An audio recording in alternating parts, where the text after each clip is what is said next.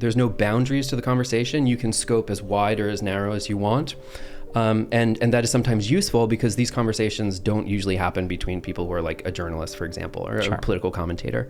Can we define the squeeze? Are you talking about, like, when you say growth rate, you're talking about GDP and economics? Talking about declining rates of profits to dog whistlers, Marxists. No, I'm just kidding. I'm not dog whistling. I would call myself a Marxist. Yeah.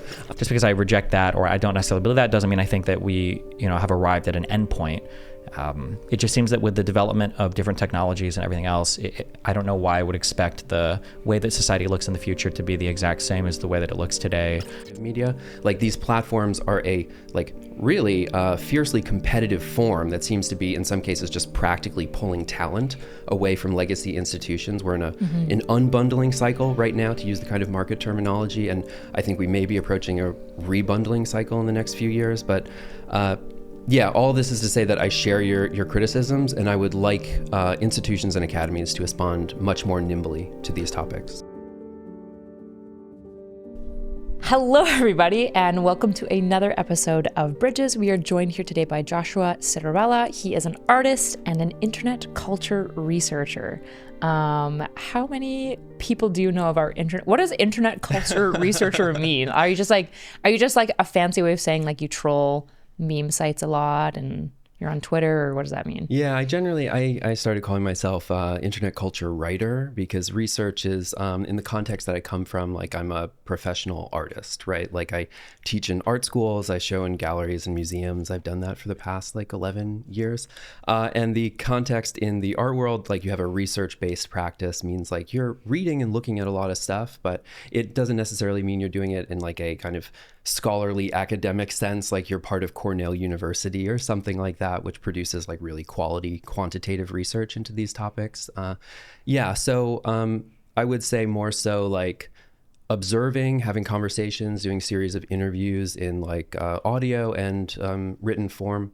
And generally trying to understand like how social media is politicizing young people in the last few years. That's my area of interest. What's the extent of your formal education?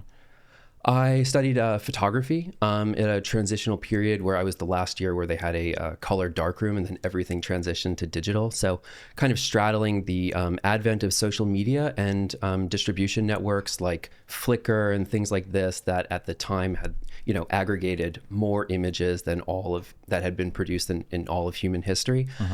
So kind of taking those tools from like media theory and trying to apply that to the emergent phenomena of social media, I found that to be like a really useful and kind of productive way to look at these things. And a lot of those tools were, I think, like missing from the mainstream analysis of like, what does this symbol mean? Like, what do people mean when they post this? And these are discussions about like semiotics that you would have in a, media theory arts education that were just kind of like really brittle in a lot of the mainstream conversations around this stuff. So I wanted to like bring that kind of aesthetic expertise to the stuff that people were posting online.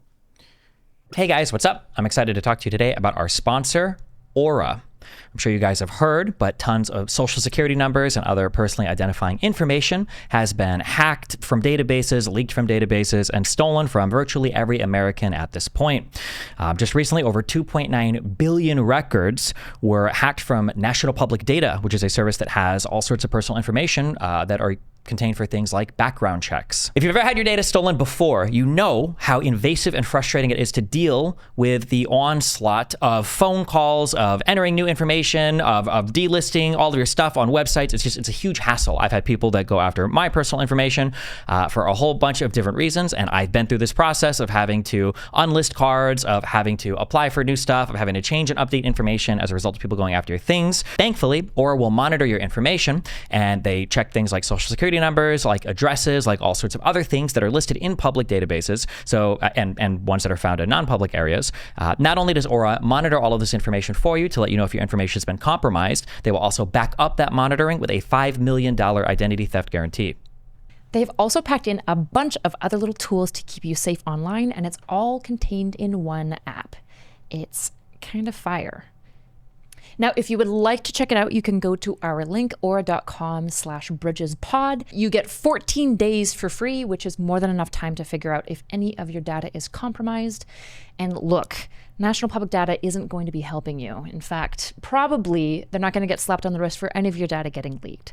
So don't leave yourself or your family exposed to any kind of shenanigans, problems, groypers, any of the like. Head up aura.com/bridgespod and get your free trial and stay safe. I'm going to go buy it right now. Yeah, I sold you on it. My background is kind of in music. I did I went to school for music for a few years. Right. I was a saxophone major. In listening to you talk about photography and in trying to analyze stuff kind of in a more contemporary sense, I don't know if this was just my school. I don't know if it was just the world of music. I don't know if it was just jazz people or saxophone players, because we all hate Kenny G. Supposedly we're supposed to, at least. Why does it feel like sometimes in the world of academia, it's so hard to look at anything contemporarily, and it has to be like this window into the past? And as soon as anything becomes like pop culture oriented, or as soon as anything becomes culture oriented, it's like it's not even worth it, not worth for an academic to look at. It's very frustrating to me. Yeah.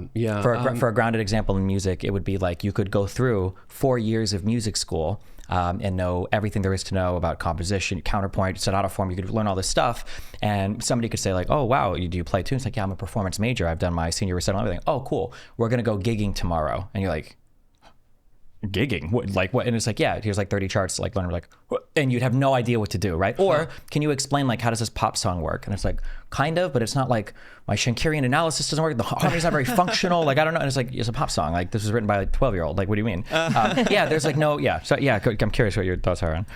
Well, I mean, that's a really big question. And there's also like different kind of facets and disciplines of academia. I would say that broadly speaking, I share your criticism that, you know, what I want to do and what has been part of my project is to kind of like leverage this expertise, this institutional expertise against the emergent phenomena of social media. I care a lot about that. Even in a sense of like practically speaking, I think that museums and cultural institutions should have like dedicated think tanks that weigh in on stuff like AI, for example. Like, how do we approach sampling, spawning, like licensing people's work and copyright and whatever? Like, I think that we should have people who are involved in cultural production like actually address those urgent issues.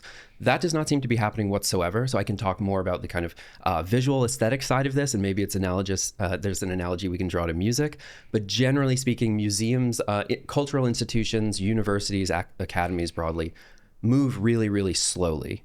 And there are, in some cases, very good reasons for that, where we would probably not want to see institutional resources dedicated to a exhibition about the cultural significance of Baby Yoda, right? It's like no one even fucking remembers that meme. Sorry, I'm not sure if I'm allowed to curse, but like that's stuff like that is just not really important. So responding slowly and deliberately is that's actually a benefit. That's a feature of these things. That can also come with this high risk of kind of elite bureaucratic capture, where, you know, I've personally done these things where you're on like a panel for like a big cultural institution, and there's, you know, multiple camera setups, and there's like live translators, and there's, you know, maybe 2 people watching it. Like, this is kind of like a jobs creation program for people who have been in this like bureaucratic academy for decades upon decades, and it doesn't serve an actual audience. So yeah, those are real risks. And it's kind of odd to like find myself now like on the platforms, because I was brought up in this kind of institutional academy type system, you know, of all of the creative industries. Like music, very clearly, the streaming economy just like brought the prices way, way down, right? People are getting fractions of a penny for their streams. The art world has not really been disintermediated in a way that like other facets of production have, like, you know, Etsy and like crafty stuff and whatever. And so there's a lot of factors that go into that, but like I kind of think of myself as straddling these 2 worlds between the institutions and the platforms at this like very uncomfortable period where like one is kind of eroding the other, right? Like, this is the rise of alternative media. We can even take this away from the kind of narrow conversation of like higher education or whatever. We could just look at legacy media and alternative media. Like, these platforms are a like really fiercely competitive form that seems to be, in some cases, just practically pulling talent away from legacy institutions. We're in an unbundling cycle right now, to use the kind of market terminology. And I think we may be approaching a rebundling cycle in the next few years. But yeah, all this is to say that I share your criticisms, and I would like institutions and academies to respond much more nimbly to these topics. Okay, part of your answer here is, I don't know if you feel like it was an incredibly rare answer that I hear from people, or if you feel like this is more common, maybe with the people that you talk to. When I work in like the online media space that I'm in, right. Or it could be, when I was in school for music, one of the things that's very frustrating to me is people have their domain and they seem to only see the pros of it. They won't acknowledge any of the cons. And then they'll look at the other domain and they only have the cons and they won't acknowledge any of the pros. So what would be like two of those domains? So I like the example that you gave, right? Because I gave a pretty typical pushback in terms of like, don't you feel like the ivory towers and the museums of sociology are inapplicable to, modern life because they're going to try to make it. And you're like, well, to some extent, that's true. However, there is a benefit to that. And looking through the lens of history allows you to be a bit more dispassionate. It removes you from the area, gives you a better form of analysis. Like you can be a little bit better, right? There's like a pro and a con there. Yeah. And I appreciate that answer because I do agree. I think that there is something beautiful about Mozart, Beethoven, Rachmaninoff. I think that these are really great composers. It doesn't mean that I'm not going to take the Ben Shapiro approach and say modern music is garbage, though, because there's something to be said for music that you play that everybody enjoys listening to. I think that it's important to have both. Or for the media example, right? Alternative media has an advantage in that I'm immediately relatable. To in some ways, there's more transparency. You can see me stream and go live, and you know more about me, and you see the process, and I'm more connected because People I'm yours for life. Yeah. But then there are cons to that, and that I can lie. I have no formal qualifications. I don't have an editor that's gatekeeping me. Right. And then you can flip these for the mainstream media. And even just saying that, like if I were to ask an ordinary person who's 20 or 30 today, what do you think are some pros of mainstream media? Their brain would immediately short circuit. It's like, nothing. It's the worst thing ever. And then if I were to say, maybe I'll get some cons for alternative media. Yeah.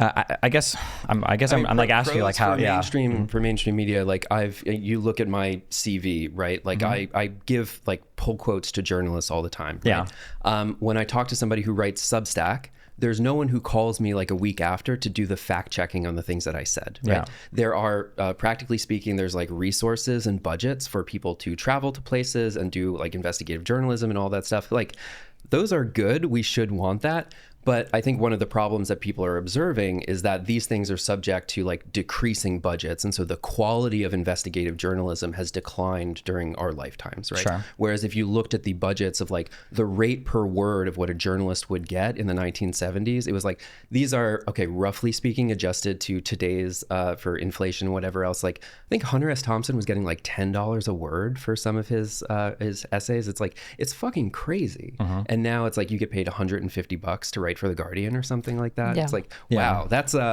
basically the same as like the streaming economy for music, right? Sure. I guess more broadly, I was curious, how do you deal with people, or do you deal with a lot of people who have a hard time giving, I guess, credit to different parts of a medium for accomplishing different things? Right. Do you find that that's like a challenging thing to do? Or do you think that in whatever area that you work in, that everybody's able to do that? To relate it back to, I imagine stuff we're going to talk about here, this type of binary, good or bad, it seems to broadly apply to the entire spectrum of literally everything now in human existence, politically, socially, morally, whatever. So yeah, I was just curious if that's a thing. Yeah. Well, maybe we'll break it into like two topics here. But so in like the in the terms of like academic disciplines where people only see like the benefits of their particular position and like the negative sides of someone else's, there's like kind of weird incentives. I think you guys have actually talked about this on the podcast before, but like if you're in like an institutional setting and you're studying history and you're like, I'm going to be a scholar of the Spanish Civil War. There's like a million theses written on the Spanish Civil War. So you're like, okay, I'm going to be a really specific, like between the months of like May and April or whatever, like I'm going to focus on that period with this particular group. There's this like increasing specialization, right? So yeah, people just at a certain point, like they don't share they don't share overlap or cross-disciplinary conversations. It's one of the things that I value about art, is that it's like wildly cross-disciplinary. You get like I spoke at the Museum of Modern Art, and I talked to a marine biologist and a canonized artist, and it was a weird, interesting conversation. Like, that's great. In terms of the academy, there's very little incentives for people to kind of like branch out from their like unique position, because let's be honest, it's like their career advancement kind of depends on specialization. In the terms of like the broader like alt media question, I think we're just in a kind of media environment where people are heavily encouraged and incentivized to have very brittle worldviews. So there's not really a corrective mechanism for that. You know, you don't get rewarded in terms of like likes and view numbers and whatever for having like complex conversations or admitting that like you might be wrong about a few different things. And Yeah. I don't even know where to start. I had so many thoughts pop up while you were talking. I think a lot about academic communication, obviously, coming from like a more academic background and then getting into media. And I'm sure you probably think about academic communication as well. As you said, the worst part about being invited to like academic lectures, like which I've done in the past or whatever, is you're like, hi, mom. Like there's like 3 people there, right? Whereas if you get into like a streamer medium that we have here, you've got you had like 18,000 people listening live to a conversation that you had yesterday. And it feels like increasingly we have this like disparity between not just institutions. I think it's this idea probably generalizes because institutional distrust is so high. But even if you focus on just academia, right? We've got this rigid kind of somewhat, it's I'm going to say conservative because they're conservative in how they approach change and shifting. They really value the tradition of science and the tradition of what the academic institution is, even though they generally are quite left in like their politics, obviously. And they're kind of competing and increasingly, I think, isolated from the fast pace of like social media, which is what people are tuned into. And less and less, as you say, what is somebody, my friend, we went to school together. She's got her PhD now. She's a stress researcher, but specifically she focuses on stress expression within North American squirrels, but specifically brown squirrels located in Edmonton. I know. It was going to be about people. I know. Well, you would think, because you would think. Right? And so it's like she knows a lot about the color of the squirrel. Yes, but she knows a ton about just people stress because she studied human stress. Sure. And they take findings from the squirrels and will apply it across and whatnot, right? And it's like, how do you take that person who's talking about like the neurochemicals of a brown squirrel in North America and make people that are not connected to that world care about it? And you can't, to some degree. Nobody cares about squirrel stress. But there's this question always of like, how do you get people to tune into academic nuanced conversations that academics have been having for years in a way that actually appeals? Because it feels like increasingly people don't care, and researchers aren't reaching across the bridge to communicate it to it, probably because they don't know. They're nervous to, like, how do you bridge that? Yeah, I mean, it's a big question. Sorry. I love all these topics. No, that's I come from the art world. There's no topic too big. The scope is kind of unlimited. I think the most expedient answer is just that people don't have a reason to care about the stress level of brown squirrels, right? And so from my experience, like these kind of niche concerns, like intellectual debates about semiotics or something like that, like there's just not a broad audience, right? I've been publishing for, I don't know, like 4 years, and I talk to artists who are some of the most like interesting, smartest people in the world. Nobody wants to listen to this shit, and then I do something that's like a little bit more kind of in the culture war domain or has like a spicy opinion, is like a lot of people want to tune in.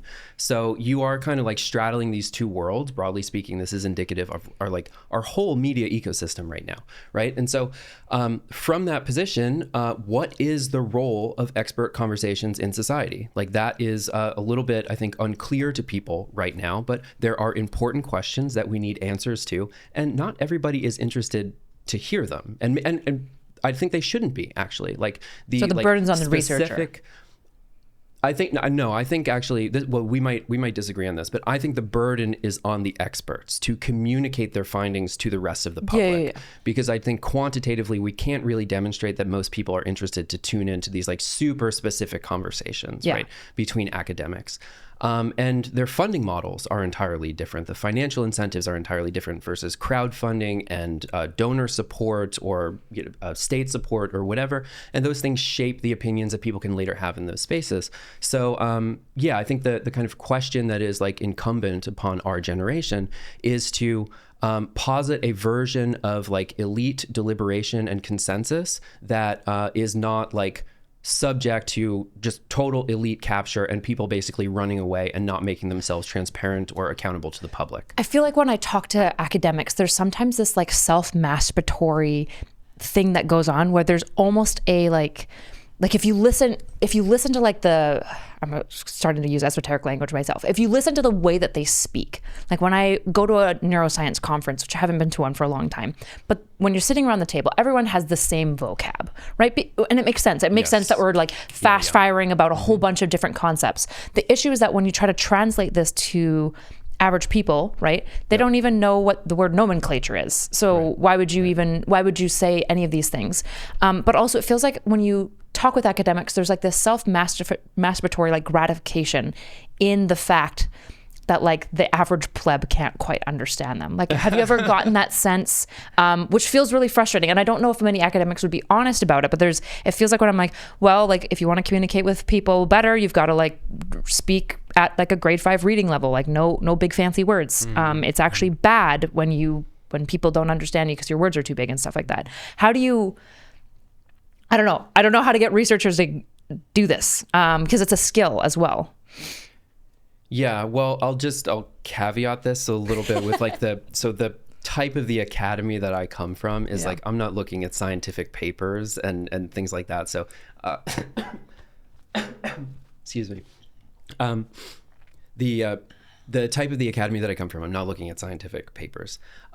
We are having conversations where people like may not understand the words that we're saying. I had this experience like a few weeks ago where I showed my students a panel discussion that I was a part of with these like tremendously influential like artists that are shaping these conversations years ahead. Like these are things that you'll look back on and be like, wow, they had that conversation in 2022. That was really like prophetic. They had great analysis and foresight or whatever.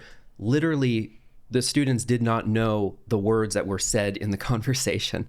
So it's difficult. And especially if you're talking about stuff like, let's say a conversation between experts about how like a virus multiplies or something like that. Like, are any of us equipped if we don't have like a PhD in science to understand what's going on? I mean, I can only kind of agree that like it is extremely difficult to communicate rigorous expert findings to a broad public in a way that is transparent and builds the public trust.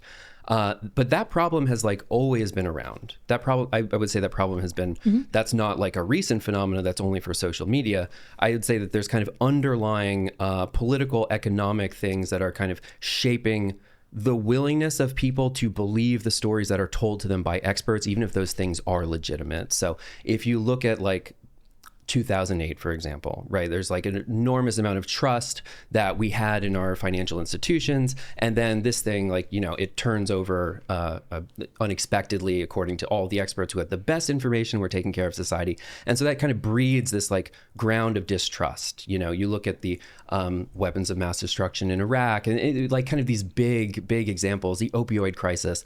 And those things have kind of undermined public trust in institutions because the people that we were supposed to have faith in as the experts, to be the stewards of society and whatever, like clearly failed the public. And so when there is a really complicated narrative that emerges and the experts may in fact be correct about it, people are kind of, you know, they're hesitant. They're hesitant to believe it because they've been disappointed in the past. And I would say that some of those things are a little bit more recent than, you know, just the kind of persistent problem of like having to trust an expert on different issues, right? These things became super clear in the pandemic, right? Do you view truth as something that is intrinsically good, or do you view it more instrumentally in that it's good insofar as it serves some other purpose? Well, you're asking someone who is educated in photography to talk about truth. So well, you're outside of there. You're saying a lot of stuff that I agree with. This segues into something because you're hitting a lot of stuff that I think is really true. Well, are you asking me if I think that like truth is good if I can advance my political position based on it? Is that? Well, you don't have to. There's no leading. It doesn't. Say for instance, I could discover. Say for instance, I could discover some true thing. Yeah. And the only thing that it would do would be to make me feel bad. Yeah. That's it. There's no other whatever. Or like, let's say that I read some ancient text and I find out that on Mars, there was a civilization of people who were infinitely tortured forever. And that's it, or whatever. There's no value. There's nothing else I can gain from it. Yeah. That's a bad example because, like, this is like the cheating question. If your partner cheats on you and they'll never do it again, do you actually want to know? Kind of a little, yeah. Although it's hard with cheating because people would view that as a character flaw that they won't. But I'm just insofar as there's some truthful. I guess the best example that I can think of for this is you're on your deathbed. The machine is ticking down. They're going to take you off dialysis in 5 minutes, and your entire family gets in a car accident and dies. Do you want somebody right there at your deathbed to tell you? Would be like a specific example because you can't change anything. But then if you believe in the afterlife, it might be different. But just in general, do you think that truth is a fundamentally good, like normatively, it's a good thing, or that truth is instrumental in that it helps us achieve other ends? I'm inclined to say that I think that truth is a good thing. There are maybe certain topics that we should consider their impact when institutional expertise, those conversations are broadcast to a much larger public. So I'll be specific about what I mean here. Conversations between academics about race and IQ have a very different effect when they're broadcast to like literally millions of people who do not have the scientific rigor to understand what they're talking about. So that's a little bit of a different question. I think that's maybe implied in what you're asking, but generally I want to say that I'm in favor of the truth. And I also kind of feel like if something is true, it finds the light of day eventually, so I'm more inclined to like, let's get on top of these issues and like find ways to make them work in the rest of society rather than trying to obfuscate them or pretend that they don't exist. Is there a reason why you give an example for everything when you talk? I learned this from Nick Zernick, who is he's a left accelerationist. He wrote Inventing the Future, and he teaches at King's College in London. And he has this extraordinary lecture style where when I was very open to like trying to understand the world as a young man, this is, I don't know, maybe like 2014 or something like that. He always spoke with examples and I was able to really, really grasp that. I think I learned from listening to people. Okay. So I tried to adapt that into my like lecture format. Gotcha. It's really good because I noticed that when you speak with people, I figured this out a couple of years ago, that you can be speaking to two people in totally different worlds, right? And you can give a lot of like conceptual or theoretical framework, and they're 100%, they agree with every single thing you're saying. We need to be kind to our children. We need to respect their wishes. We need to do everything we can to make them happy and healthy and do everything we can to support them. And then one guy will say, this is why I need to send my gay son to a re-education camp. And this guy will say, this is why my 14-year-old needs drugs to become, to be trans, right? And they'll look at each other like, absolutely not, right? When I'm arguing with people now, or just having conversations with people, I'm like, give me an example of what you're saying, because I kind of agree with you, but even though you can have this like similar conceptual framework, it's actually like a second or third order concept. And then when you give the example, you realize, okay, there's a clash somewhere else. The reason why I bring up the truth and the instrumental thing, and I disagree with you, but maybe we'll find some agreement, because I think in the abstract, or maybe more fundamentally, you agree that there are some problems. Disagree on which part? In that, I think that truth is instrumental. I think that truth exists to yield some positive end result. That without technology, I don't know if science would exist, right? That when we take steps into investigating things scientifically, there's some normative question that precedes the epistemic question of like, when I'm doing medical research for a drug, well, why are you researching the drug? It's not just for the pursuit of knowledge. We like drugs because they make us healthier.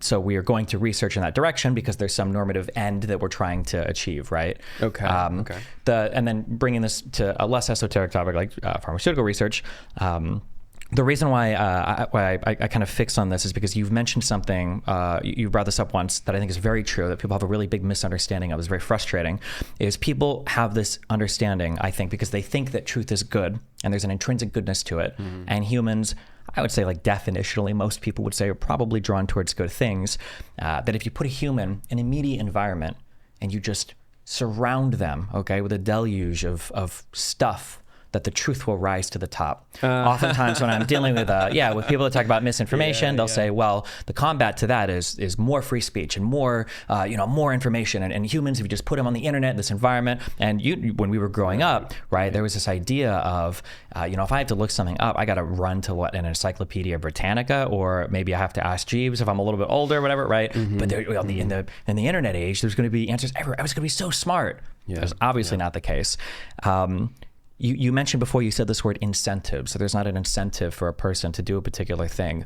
Right. One of the things that is very frustrating to me right now is it seems like there's very little incentive to do good media reporting or good journalism or good accounting for factual things. Yes. Yeah. And I feel like people don't realize that being philosophically, logically rigorous and then delivering in that medium is a very queer, inhuman, it's not like a natural, intuitive thing. You have to like learn it. You're talking about in the alternative media space specifically. Yeah, that would be the particular application. Yeah, but I feel like a lot of it stems from this fundamental misunderstanding that humans are these like truth machines that are looking for things that are true at all points in time, and will always favor a true statement over something that provides a great deal of psychological comfort that isn't immediately disprovable. That makes sense. Yeah. Well, I mean, in terms of incentives, I'm someone who subsists off of alternative media, like practically speaking. That's how I pay my rent. That's how I put food on the table. And I definitely make the repeated mistake of like arguing against gatekeeper-less platforms, essentially, arguing in favor of institutions from which I am in large part excluded. So my incentives are all fucked up. But I think that kind of grants credibility to some of the things that I'm saying, because I don't benefit from, like, I'm not getting institutional funding, realistically. So maybe that adds like a shred of credibility to some of my arguments. I want to say that this question of truth in alternative media. I wrote a piece a while ago that was called Proof of Body. This was for Document Journal. And I was writing about right-wing bodybuilders on the internet. And I was writing about misinformation. And I was kind of like drawing these different kind of analogies that were pulling from different facets, but trying to make a diagnosis of how like the media ecosystem worked, right? And so when all information is available all the time to everybody, there are people who will cherry pick conflicting points of data to put together different narratives, right? But any legitimate expert that was subject to peer review, those things would just be thrown out of the room, right? Because it's like, well, okay, although this is true, it doesn't actually affect our broader consensus and analysis over here. I think the problem, though, is that like our institutions and the peer review process, like those things have just gotten worse in the last few years. So people are kind of more so inclined to just look through alternative media and piece together these other narratives. Can I ask a quick question on that, and then you can incorporate this into your answer? This is something that I deal with that's very frustrating. Is people will say that institutions have gotten less reliable, or institutions have done bad things. Right. Weapons of mass destruction, financial crash of 2007 are good examples of that. But they've also continued to output very positive things, right? Microprocessors, our standards of living are generally higher than they ever have been. Why is it that when institutions make mistakes, they lose trust, and people will point to that forever, right? When it comes to foreign policy discussions, I call it Iraq war trauma. We have PTSD that every single thing, Israel, Ukraine, is all the Iraq war to us. Yeah. But it feels like when I look at some of these people in the alternative media sphere, right? Like nobody would ever say, well, wasn't Fauci right sometimes? But they would say, wasn't Alex Jones right sometimes? Why the different standard? Why does it seem like the alternative media can operate with impunity, with infinite, epistemic freedom to lose everything? I mean, I hate to say it, but like in the example of like the war in Iraq or the opioid crisis, like people died, people's family members died. COVID and vaccines, people died. Yeah, you never forget that. Or no, like I'm saying on the alternative media, like people have there was a phone call with a guy, well, maybe it's fake, maybe who knows, but like there's a phone call with a guy, I believe it because my mom could absolutely be this person, guy who was talking about his father-in-law who was turning away FEMA aid because because of all why? the information about FEMA, like trying to steal your home, or the evil government, like being ineffective. We've had 2 or 3 family members die of turning away free stuff. Yeah. Well, because they said it's not free. What it FEMA actually is it's a loan, and they're going to come back and take your house. Or I've had family members die of COVID. Really? My mom won't get vaccinated. Wow. Yeah. My mom is unvaccinated because of information she's heard online. So there's like real negative effects there too. You know what? I think about this a lot. I wonder if, like, when people have these like double standards, for example, I feel like what happens in part, and I'm curious what you guys think, is that institutions have erected standards for themselves, but they've also both conducted themselves to those standards a lot of the time. And when they fail, to be honest, they often try to bury it out of like shame and stuff like that. But sometimes they also course correct it. Whereas like these alt media isn't really establishing these standards of conduct. And they're not really like, they don't establish within themselves this aesthetic of saying, I'm respectable and should be held to a high standard. Whereas like the ivory tower in many ways is like, they've been the experts, they're the academics, they're the people who know, and they've kind of benefited from that aesthetic so much of people just carte blanche trusting them, people just like assuming that if an expert says it's true. And so it's like when they betray that trust, it's like a greater breach of trust because their aesthetic communicated to the average person that they should be trustworthy. Whereas like nobody looks at Alex Jones as an aesthetic and goes, yeah, like that fat screaming guy, he for sure knows what's up, right? It's just like, you're like, he's kind of funny. And then it's like, oh, but he's right some of the time. That's crazy. I think about this a lot, even like within social media. Like why is there different standards for like different content creators? Like why can some people get away with just like making up, like even if you think about like drama content, right? So many drama content creators. You've got like Turkey Toms, who I actually think by and large do their best to represent this drama story as accurately as he possibly can.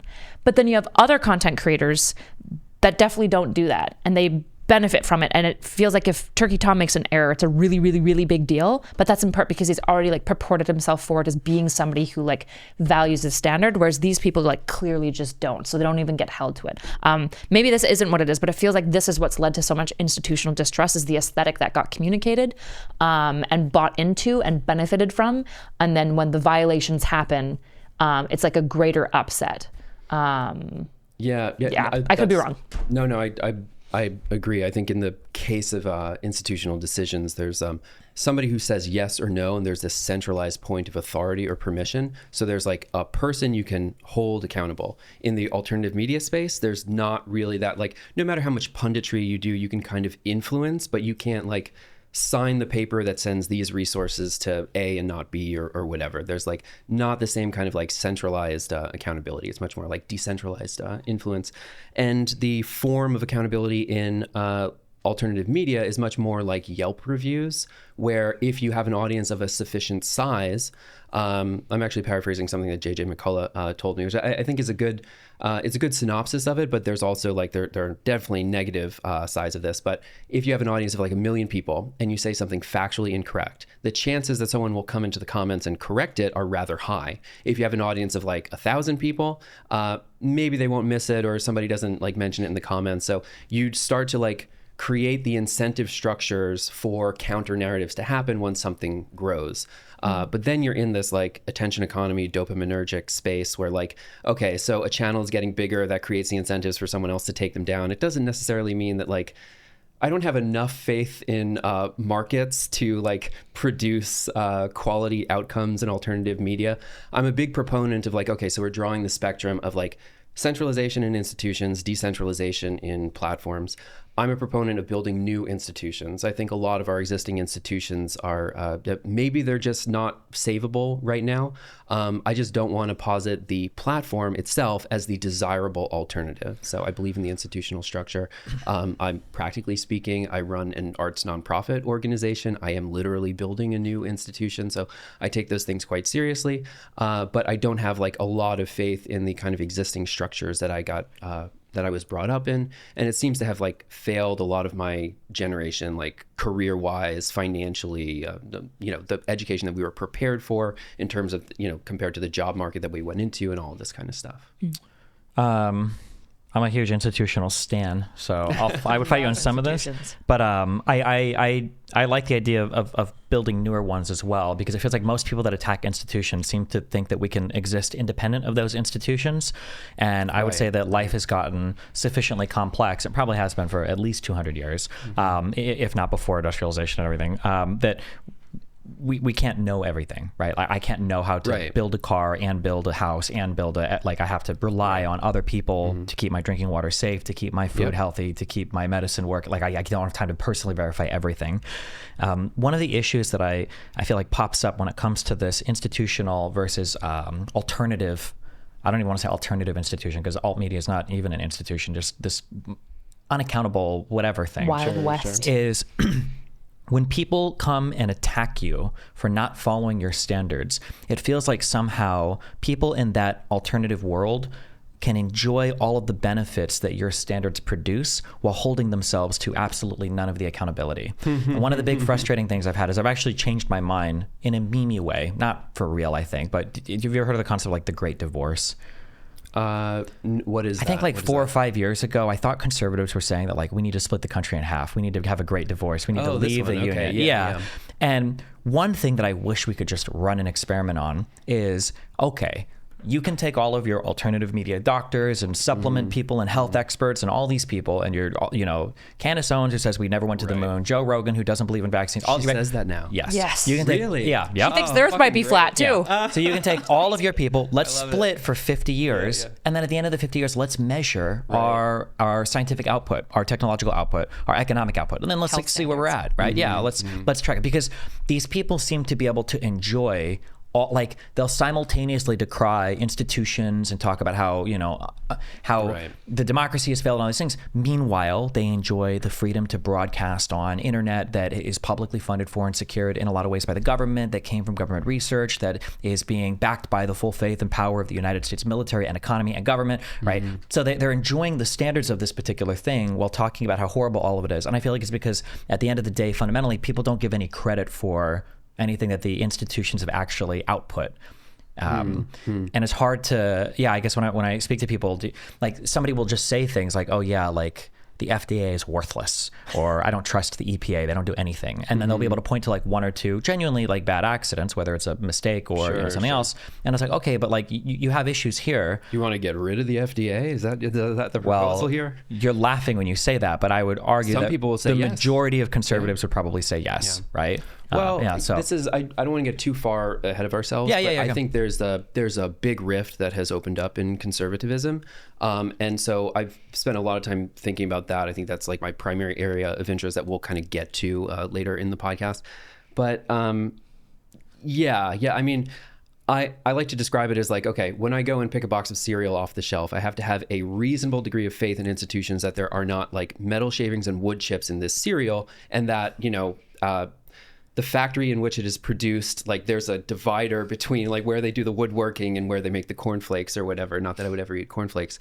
Wait, what? It's some kind of like conspiracy theory about the origin of cornflakes was supposed to reduce male virility by giving them phytoestrogens or something like that. Yes. I don't. Someone told me this corn. Many years it's the ago, corn thing. Yeah. Like the men are too aggressive, so they histamines need and to stuff eat like that. vegetables or something like Gotcha. that. But you have to have enough faith in like taking that thing off the shelf that you're not going to like break your teeth or poison your kids or something. And so a lot of times I think people have generally, as we laid out before, that kind of like YouTube accountability ecosystem of like, okay, to an audience that's large enough, someone will come into the comments and correct the factually incorrect statement. People basically apply that to markets for everything, for consumer goods or whatever. It's like, well, if people don't like it, they just won't buy it. And so you don't need any kind of like point of mediation or regulation to get the cereal to the shelf, because like, well, you break your tooth once, you never buy those cornflakes again. And it's like, I kind of want to avoid a situation where kids break their teeth on the cornflakes. Yeah, we don't want the buyer beware thing. Yeah. But this is kind of like the larger shift that I think is really, really interesting, is that there is a pronounced current of society. I don't know how large this is in terms of like maybe a like kind of general political leaning or common sense, but there's like a very clear expert ideological current that really does believe in that kind of like market consumer exit as the corrective mechanism for all of the externalities of the market. And those people have become really, really empowered in the last few years. So Yeah, I just firmly disagree with them on basically Which is super everything. frustrating because I think that it used to be that, in my opinion, obviously people on the left had a very poor understanding of markets and people on the right had a slightly better understanding of markets. And now, yeah, a market forces are real and they are powerful, but at the end of the day, a firm only exists to maximize profit. And sometimes people on either side, for whatever ideological reasons, want to ascribe like these moral characteristics to either economics or to firms. And they want to say, well, like, like the goal of this firm is to cure cancer or something. It's like, well, not really. The goal of the firm is to return the most money to shareholders as possible. Hopefully we exist in a combination of a market environment and a regulatory environment that allows them to pursue that. But at the end of the day, you have to understand that given the option between telling you something true that would lose a firm a lot of money or telling you something false that would gain them a lot of money, there's absolutely no reason to assume, at least like like there's no reason to assume that they would go for the truthful thing. And people have a really hard time understanding that. And then the second word, I hear this thrown around so much. So the market forces are misunderstood because people are just here to make money. And then the second thing is people use this word a lot and it drives me crazy, the rational. People say people aren't rational actors or people are irrational or people are more rational. When people say this, I don't know what they're saying sometimes. It feels like when somebody says like, oh, this person isn't rational, what they mean to say is this person isn't optimizing or maximizing for their future in the way that I would subjectively ascribe them to do so. Therefore, I think that I'm going to use this word irrational and assume that that just needs to be fixed somehow. That, like, for instance, a person doing heroin is irrational or the behavior is irrational. It's like, well, I wouldn't say that's irrational at all. The person feels really good when they're high and then they do heroin and now they feel good. That's a very rational, set of steps. Or the person that buys cheap products, will buy stuff because it's cheap and they enjoy it temporarily and maybe there's like a negative health effect, but like they are more or less aware of what they're doing. People are bad at optimizing for the long term. But I guess like the ultimate grounding example on all of this, the idea that, well, if we put people in media environments, where we put people in these areas where they can just choose and choose and choose, they'll always choose the best things. Why is anybody fat ever?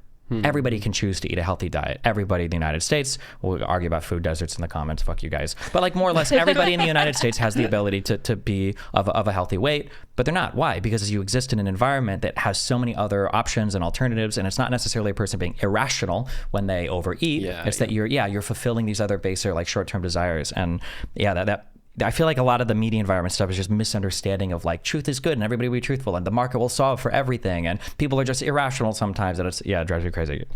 Yeah. I mean, rational economic actors, when people say that, they don't necessarily mean like what John Stuart Mills was writing about in the mid 1800s, like the idea that one individual is going to pursue their own enrichment through the market. And if there's a higher wage over here, they're going to work at this factory versus the factory that gives a lower wage. And they're going to apply like cost savings to whether they buy this brand of milk or that brand of milk or whatever. And you kind of inevitably discover through that process that humans have all sorts of like kind of magical, ritual, irrational commitments, like they go to church every Sunday, for example, right? It's like if you're a freelancer, like, well, why aren't you selling every possible hour of your life to maximize your income or something like that? People have a chat. Sorry, I have a smoker's cough this summer. People have attachments to things that we would otherwise consider irrational and don't make sense in the context of markets. The other thing I wanted to bring up is that firms pursuing profits being like the kind of governing structure, right? The profit motive is like, if they don't make profits, they cannot exist, right? That is like, that's true under capitalism. And in some instances it's true under socialism. And that like those things are real. Otherwise they go bankrupt. They don't have material resources or whatever.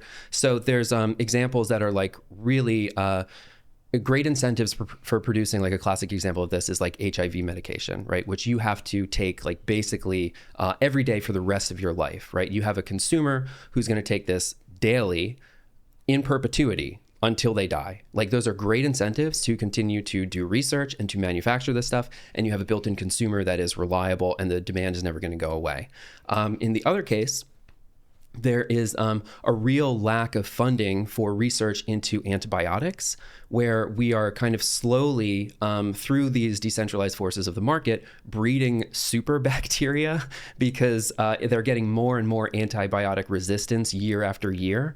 So potentially a few decades from now, we're going to have like a really infectious form of bacteria, and we haven't been able to put the proper investment into antibiotics to have it in place before because you take antibiotics for a week and then you never take it again. So it's actually really, really costly and not very profitable to do. So kind of understanding how profit structures research, investment, and production is like very, very essential. And I can only share your criticism that a lot of people on the left are just completely ignorant or unwilling to deal with some of these concepts. I would recommend David Schweikart. He's a market socialist. He wrote this book, After Capitalism. I think that's the one on my syllabus, the version from 1997, but he basically spent his whole career writing and rewriting this book. And if you have like, I definitely have this myself, but a little bit of the like libertarian itch in your brain that likes to look at how like markets interface and like dynamic forces and all this stuff, like you can get that from his writing. He's very fluent in this language, but then you can also propose other alternatives that are like very interesting and largely like, to really, really briefly summarize, like worker cooperatives with some other kind of like federal model of investment. One thing that I have a really hard time with, like worker co-ops and all these sort of things, like kind of more socialist economic mechanisms, going back to the structures you talk about with the HIV medication versus like antibiotics.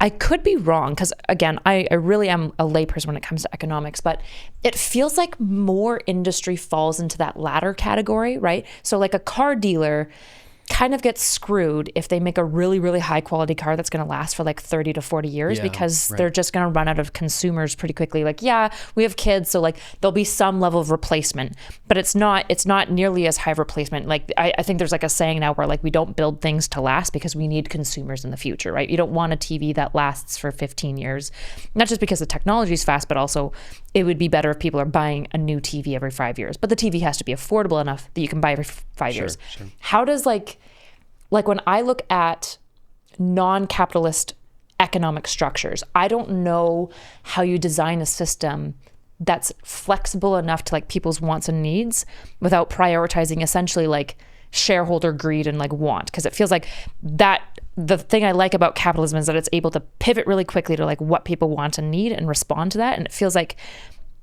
I can understand how you could turn a co-op with a stable market like an HIV medication, but I have a really hard time picturing how you do the same thing with something that's much more acute needs and then more volatile, I guess is a better word to say. Yeah. How does my question make sense?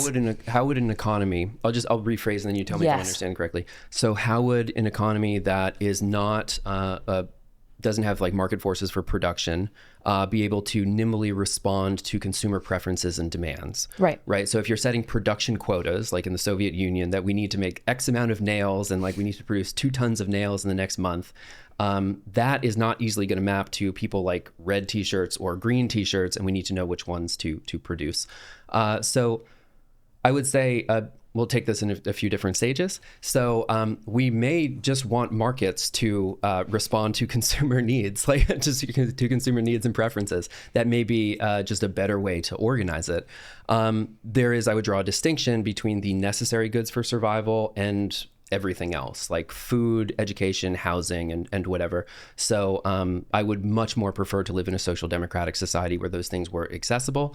And then I'm very happy to, like, my life coming from like the world of aesthetics and art and whatever, like I would hate to not have, you know, a tremendous abundance of music that's available through the internet, like fascination with all of these niche genres and whatever, like coming from a background of Tumblr, things like C-punk and witch house and pale goth and whatever, like that kind of immense variety of flavors is part of like the joy of life and aesthetic consumer preferences. I think that those are things that's a point of liberty. We should celebrate that. Those things are great.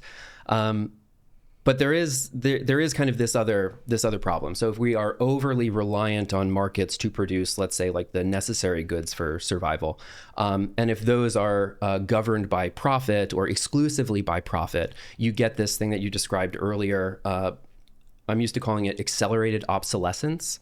So, for example, that's a word. You gotta that's a couple words, I guess. But. Yeah, well, it's a tendency of kind of leaning into the process of like consuming or overproduction, we might call it. Right. So, like, you want the TV to break in 2 years. Exactly. So, like with our iPhones, for example, this is a huge problem. Like, people have been pushing legislation called like right to repair, right? And right to repair means like if my phone breaks or there's a part that breaks, I want to be able to open this up and repair it and whatever, and like not have all of that IP just protected by the iPhone, for example, and like you can't do it yourself. 85% of the carbon footprint for those devices is like throwing them away, right? So if you could repair, we'd save like a tremendous amount of our carbon budget or whatever, but that's going to come out of Apple's profits, for example. So if you kind of apply that to all of these other goods that are like, necessary to consume, there are just, in some cases, like very bad incentives through markets for producing the necessary goods for survival. What I'm really interested in, though, in the last few years, because we're, I think, used to discussing this kind of Cold War dichotomy of capitalism versus socialism. That's something that we inherited from the 20th century. So I'm going to be a little bit of a different leftist than maybe some of the people. I'm not sure if you've had too many left people on this podcast in particular, just to talk to them in the past. But there are aspects of what occurred in the 21st century from capitalist firms like Walmart, for example, like Walmart, Amazon, Google, that do things that are like very much akin to economic planning, right? And then there's equally sides of like the kind of strident libertarian camp that they might not describe it as such, but they're creating models of like equity and cooperative ownership. And so I think these categories have become like really, really fuzzy. And so the kind of emergent politics of the 21st century are going to be a little bit strange to observe and may not neatly map into some of the categories of capitalism and socialism as we knew it like in the 20th century. Sorry, if I could just back you up before you ask a question. What do you mean Walmart does economic planning? Ugh. You've heard this one before? I know exactly what you're talking about. Yeah. Did you know that? Okay, so there's a book by Lee Phillips and Mikhail Rozarski, I forget how to say his last name, called The People's Republic of Walmart, which okay, I've heard of it. Looks into the economic planning that Walmart goes about. So let's, we're not using a kind of Soviet definition of setting quotas, but we're talking about internal logistics that are not subject to market competition from a third party. Whereas like, okay, let's say I'm producing these cupcakes that need to get to the store. And the most cost efficient way to do that would be to take competitive bids from the two of you who each own a company. And Kyla, you're going to say like, okay, I'll do it for like $10. And Stephen, you say, I'm going to do it for 15. Like, okay, I'm going to go with Kyla because this is like way cheaper. That kind of like market competition doesn't necessarily take place in some of these large, like enormous organizations. So you start to observe things that are like internal logistics, things where they set prices from their suppliers because they're like the sole purchaser or the majority purchaser, or they own the supplier, right? Or in some cases, yeah. And so these are things that like resemble economic planning, but like entirely just came into existence through the development of basically cost savings in terms of running a company by the profit motive. And so what is kind of hidden in the, just to stick with this like trucking example, what is hidden in the bidding process between the $10 and the $15 is what we call a transaction cost. And the time, like let's say the hours or the months that it takes me to like examine all of the competitive bids and who's going to give us the best price, that actually incurs another cost that is kind of rarely incorporated into that price. And so the like staffing labor cost of just like mental discussion and stuff like that. No, exactly. Yeah. Okay, like you're shopping on Amazon and you're looking for like, okay, I need to buy a hammer, and like you find the hammer for $15 and then you spend another hour of searching and you actually found that hammer for $10 and you're like, yeah, I just saved some money.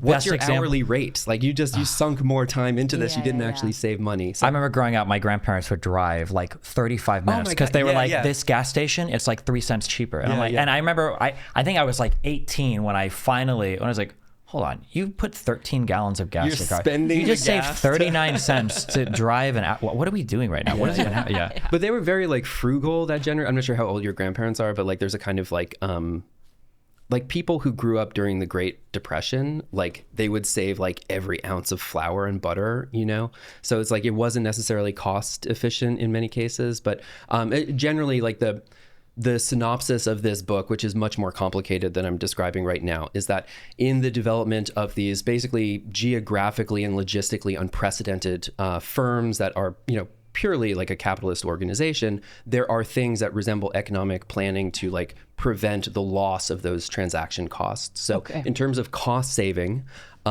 it makes more sense to plan than to like actually use dynamic competitive forces. Can I reiterate to make sure I'm understanding? So the idea of economic planning in Walmart is that they may own the supplier, they own the transporter, they own all these things, and they kind of like internally set prices for things to make it most efficient. But that setting of prices and to some degree the ownership of it is somewhat akin to what you might see in like a command economy. It's just unlike previous command economies that were highly inefficient. This is a very efficient system, and it's obviously capitalistic in its goal rather than like an authoritarian government. Am I understanding you? Even on a more broader level, because for people listening. So one of the things that you were talking about in trying to figure out like the quotas and all of that, right? I think the formal version is called the computation problem, and it's the capitalists will always attack the communists, and they'll go, "You can't possibly." Debate. And the question is, most things in society, in a capitalist society, we have the cross graph. There's a quantity of a particular good or service demanded at a particular price, right? If I sell something for $1, a lot of people want to buy it. I might not want to produce it. If I sell something at $1 million, I would love to produce it, but maybe not very many people want to buy it. Right. So we have this negotiation, and that's where the wonderful cross graph that everybody draws all the time to argue about. And in the middle of that the supply graph demand, is price. You hit some kind of market equilibrium, ideally, right? Very simplified. Everybody will say that. A very simplified version of it. So one of the big criticisms of, you said the term command economy, is the idea that your economic inputs and outputs aren't responsive to these negotiated market forces, but rather there is some central committee that's saying, we want to have 100 coal miners and they're going to produce 100 tons of coal a year. And that's it. And the issue is, without doing all the economic stuff, is that if you understand the wonderful cross graph, right? That when you start to move your equilibrium to different areas, you end up with these huge surpluses that are either wasted or that go to the supplier or shortages, that people end up hurting different people. Yeah, exactly. So if you overproduce food massively, right, you have big gains theoretically in the workers who were able to work those jobs, but you might have huge losses in people that were supplying, the food, or in other labor that could have been done, right? Because there's an opportunity cost as well. And then, so socialists, because socialists are very sneaky and they always try to find a way to sneak their way into capitalism, they like to look at Walmart and they go, oh, well, you think that central planning doesn't work. Well, when was the last time Walmart bid for this particular good or service? Or when they plan out the insides of their stores, how do they order their supplies? Don't they have like a form of central planning? Which I feel like is true to an extent, but the issue I would take with that comparison, and I don't even necessarily think it's bad. Like, I think it does show that we can make very advanced calculations, but it's that at the end of the day, it's ultimately responsive to market forces, which I think is a bit, in a very abstract way, is true of a government. Governments are responsive to market forces, and that you can coup or murder the leader if your country's. So just to be clear, so you're kind of, and well, people will say this, and I think it's accurate that like Walmart is able to plan internally because externally there are prices, there's data coming in. Correct. I think that helps a lot. I would agree with that, actually. I'm not going to argue that point. And I would imagine, because leftists never cite their underlying material correctly, I would imagine that the authors of the book are aware of this as well. I'm not saying anything that they've never thought of before, right? Yeah. That I've had Lee Phillips on the podcast and talked about some of this. Yeah. I think that, there's a lot of, so a couple factual things, a couple theoretical things. The one thing that is frustrating. There's when we talk about certain goods or services, standards of living have increased. Our demand for certain things has become, like internet is considered, I think, is it in the UN charters, like human rights, like everybody has a right to the internet now, I think. Like it's like our standards of living and our expectations, what we have delivered to us, are increasing. And sometimes some of these terms crop up. And I think there is some validity to, I'm going to talk now about planned obsolescence. I think you called it accelerated obsolescence. This idea that a device is made with the end in mind for a year so that you replace it. Right. I think that it's tempting sometimes to look at this, and I do think there are some companies that are questionable actors. I think, have you spoken to Louis Rassmann? I've spoken to him quite a few times. He, obviously a big right to repair guy. He's championed in a lot of states. And I do agree that sometimes they put these roadblocks in between repairs for not the best reasons, right? They'll make it, sometimes they make it even more difficult to manufacture just to make it harder to repair. It's not even like they're saving time or whatever. But I will say that what appears to be planned obsolescence sometimes is truly just like an incredibly sophisticated and technologically complicated product that is changing dramatically over the years. That an iPhone from 10 years ago probably will still work, but it's going to feel like it's been planned to be made obsolete because battery size has improved, internet connectivity standards have increased, that screen size and brightness and resolution and all of the things are constantly changing. And that if you truly do want technology from the past, you can probably find it, and it probably does still work. It just sucks compared to what's available now because the technologies have grown so much. I think plasma screens, came and went in all of 5 years before OLED and LCD technology started to replace it. Again, not to say that like companies never engage in this kind of bad behavior, but sometimes I think we ascribe malice where there are other explanations. To explain. I hate market socialists. No, I'm just kidding. Market socialists. Are you a market socialist? I'm sympathetic to some of those things, but I don't tend to call myself that. Are you a label free? I mean, the books that I'm referencing are like stuff that's written in the past 10 years. So I don't think there's a category for this stuff. Gotcha. I'm not a particular like strain of a socialist that like, oh, this is the real one that works. I'm not that kind of guy. Okay.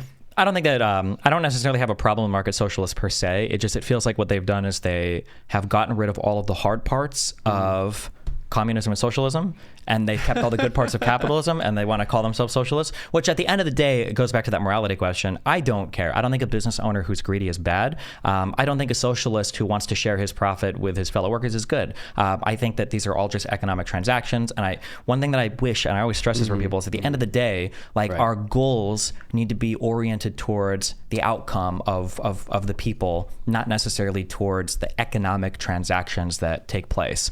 And this crops up sometimes even in how we talk about earlier. I heard you mention the difference between like necessary goods versus goods that are produced for survival. Right. Sometimes unintuitively, there are goods that are produced by the market that we need for our survival. The market handles them really well. I would argue that things like clothing, markets handle those really well. There's tons of different manufacturers. You can go to Target's, Walmart and buy 50 trillion different types of clothes.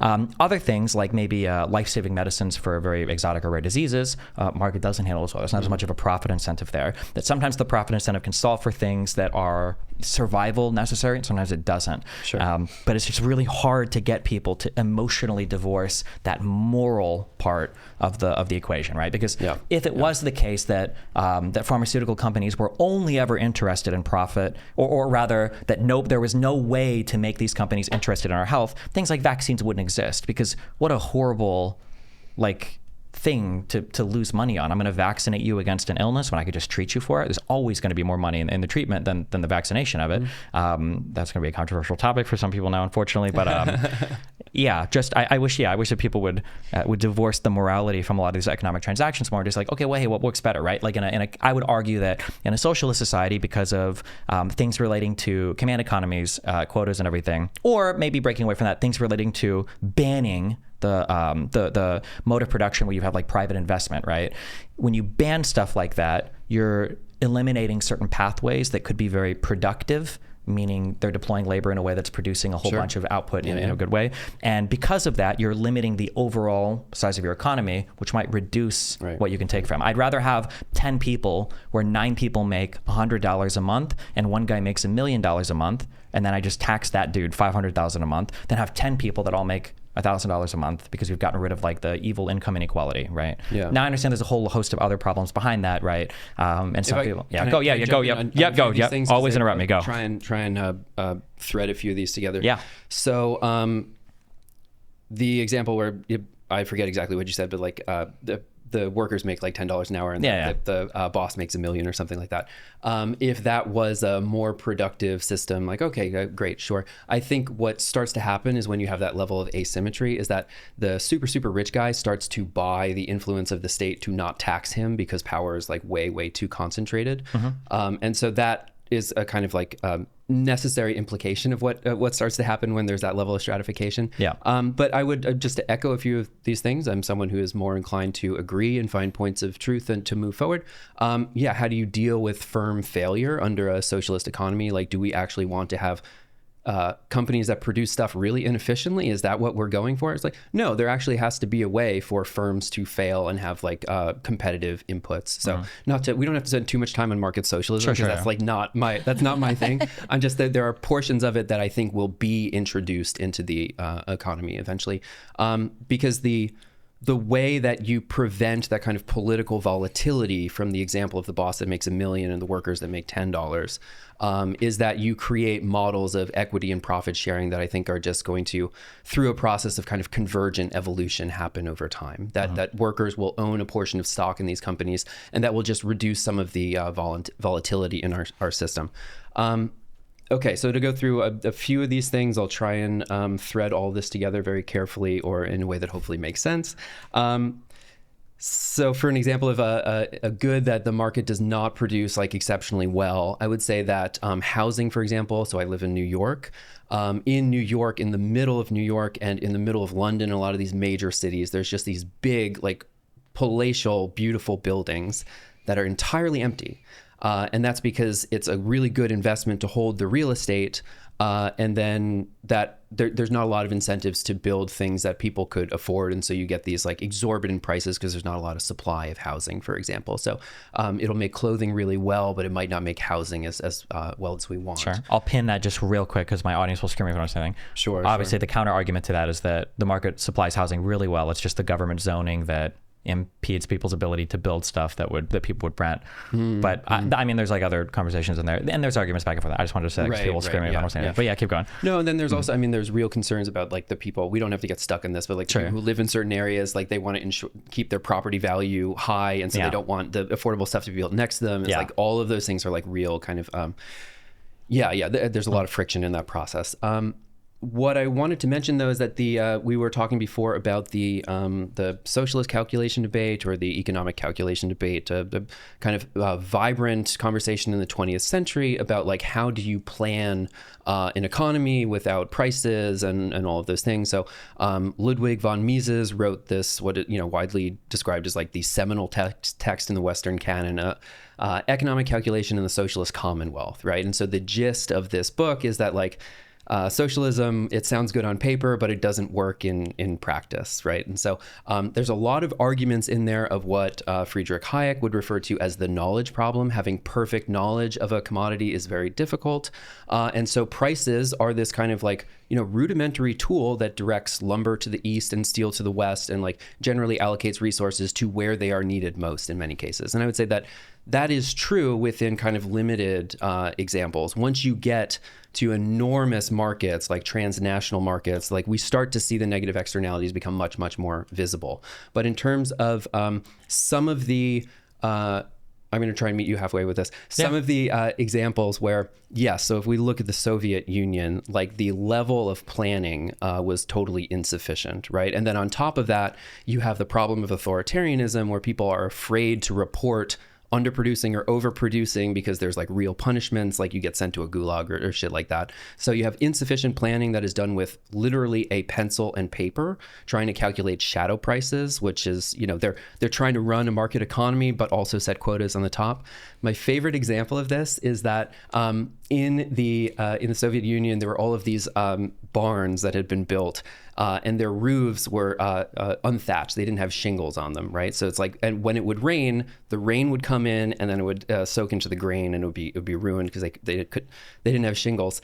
The reason why they never had shingles was because the quotas for the production of nails were set by weight, and so if you have to produce 2 tons of nails, the most efficient way to do that, the labor time in the factory, is to produce really big, heavy nails. And so no one wanted to produce small nails that could like nail shingles into a roof because that was a lot more time because they're smaller and they require a lot more labor. So I thought a fantastic sculpture to illustrate this point would be just a giant 2-ton nail as like a public sculpture. A little bit memey, but I appreciate that.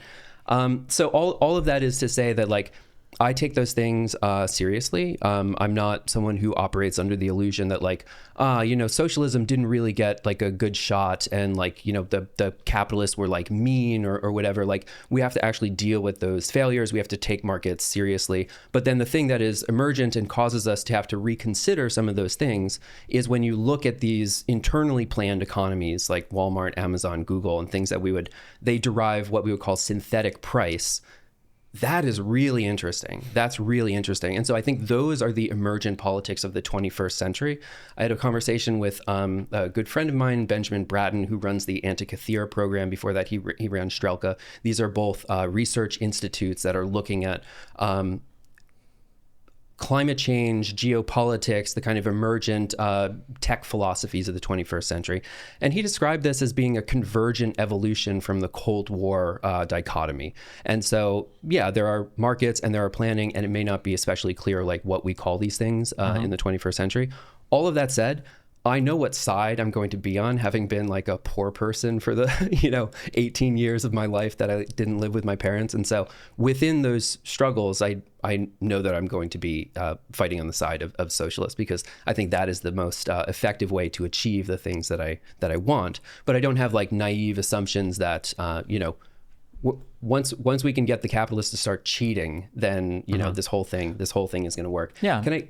Sorry, I a few more things I want to just put on there. I would meet you halfway on that as well. And I would say that like, because people on the capitalist side will always say like socialism doesn't work, too much bureaucracy, inefficient spending, et cetera. It's like, okay, what's your job again? And they're like, well, I work for, like Amazon. It's like, oh, okay. Tell me about how much you love every single meeting, every single email. Right. Are you saying your manager? And like, okay, there's a lot of waste. There's a lot of, and then in some ways, socialists can argue that in a corporation where management is wasting a ton of money, you're shit out of luck. What are you going to do? In a democracy or in a democratic socialist environment, if you feel like there's waste, at least you can vote them out. You can't vote out your boss. So there's like arguments on both sides, just to meet you halfway there. Yeah. I mean, and it's very common, like people who are on the left will say that, oh, Amazon Prime is like awful. We need to get rid of this. It's like they're exploiting their workers and it's everything. It's like, yeah, they're exploiting their workers, but like Amazon Prime is fucking sick. It's like, are you kidding me? It's like that logistical marvel. Like, that's incredible. Like, let's find a way to like make sure the people who work there have dignified lives, but let's not get rid of like logistical successes. The last thing I wanted to throw in here was that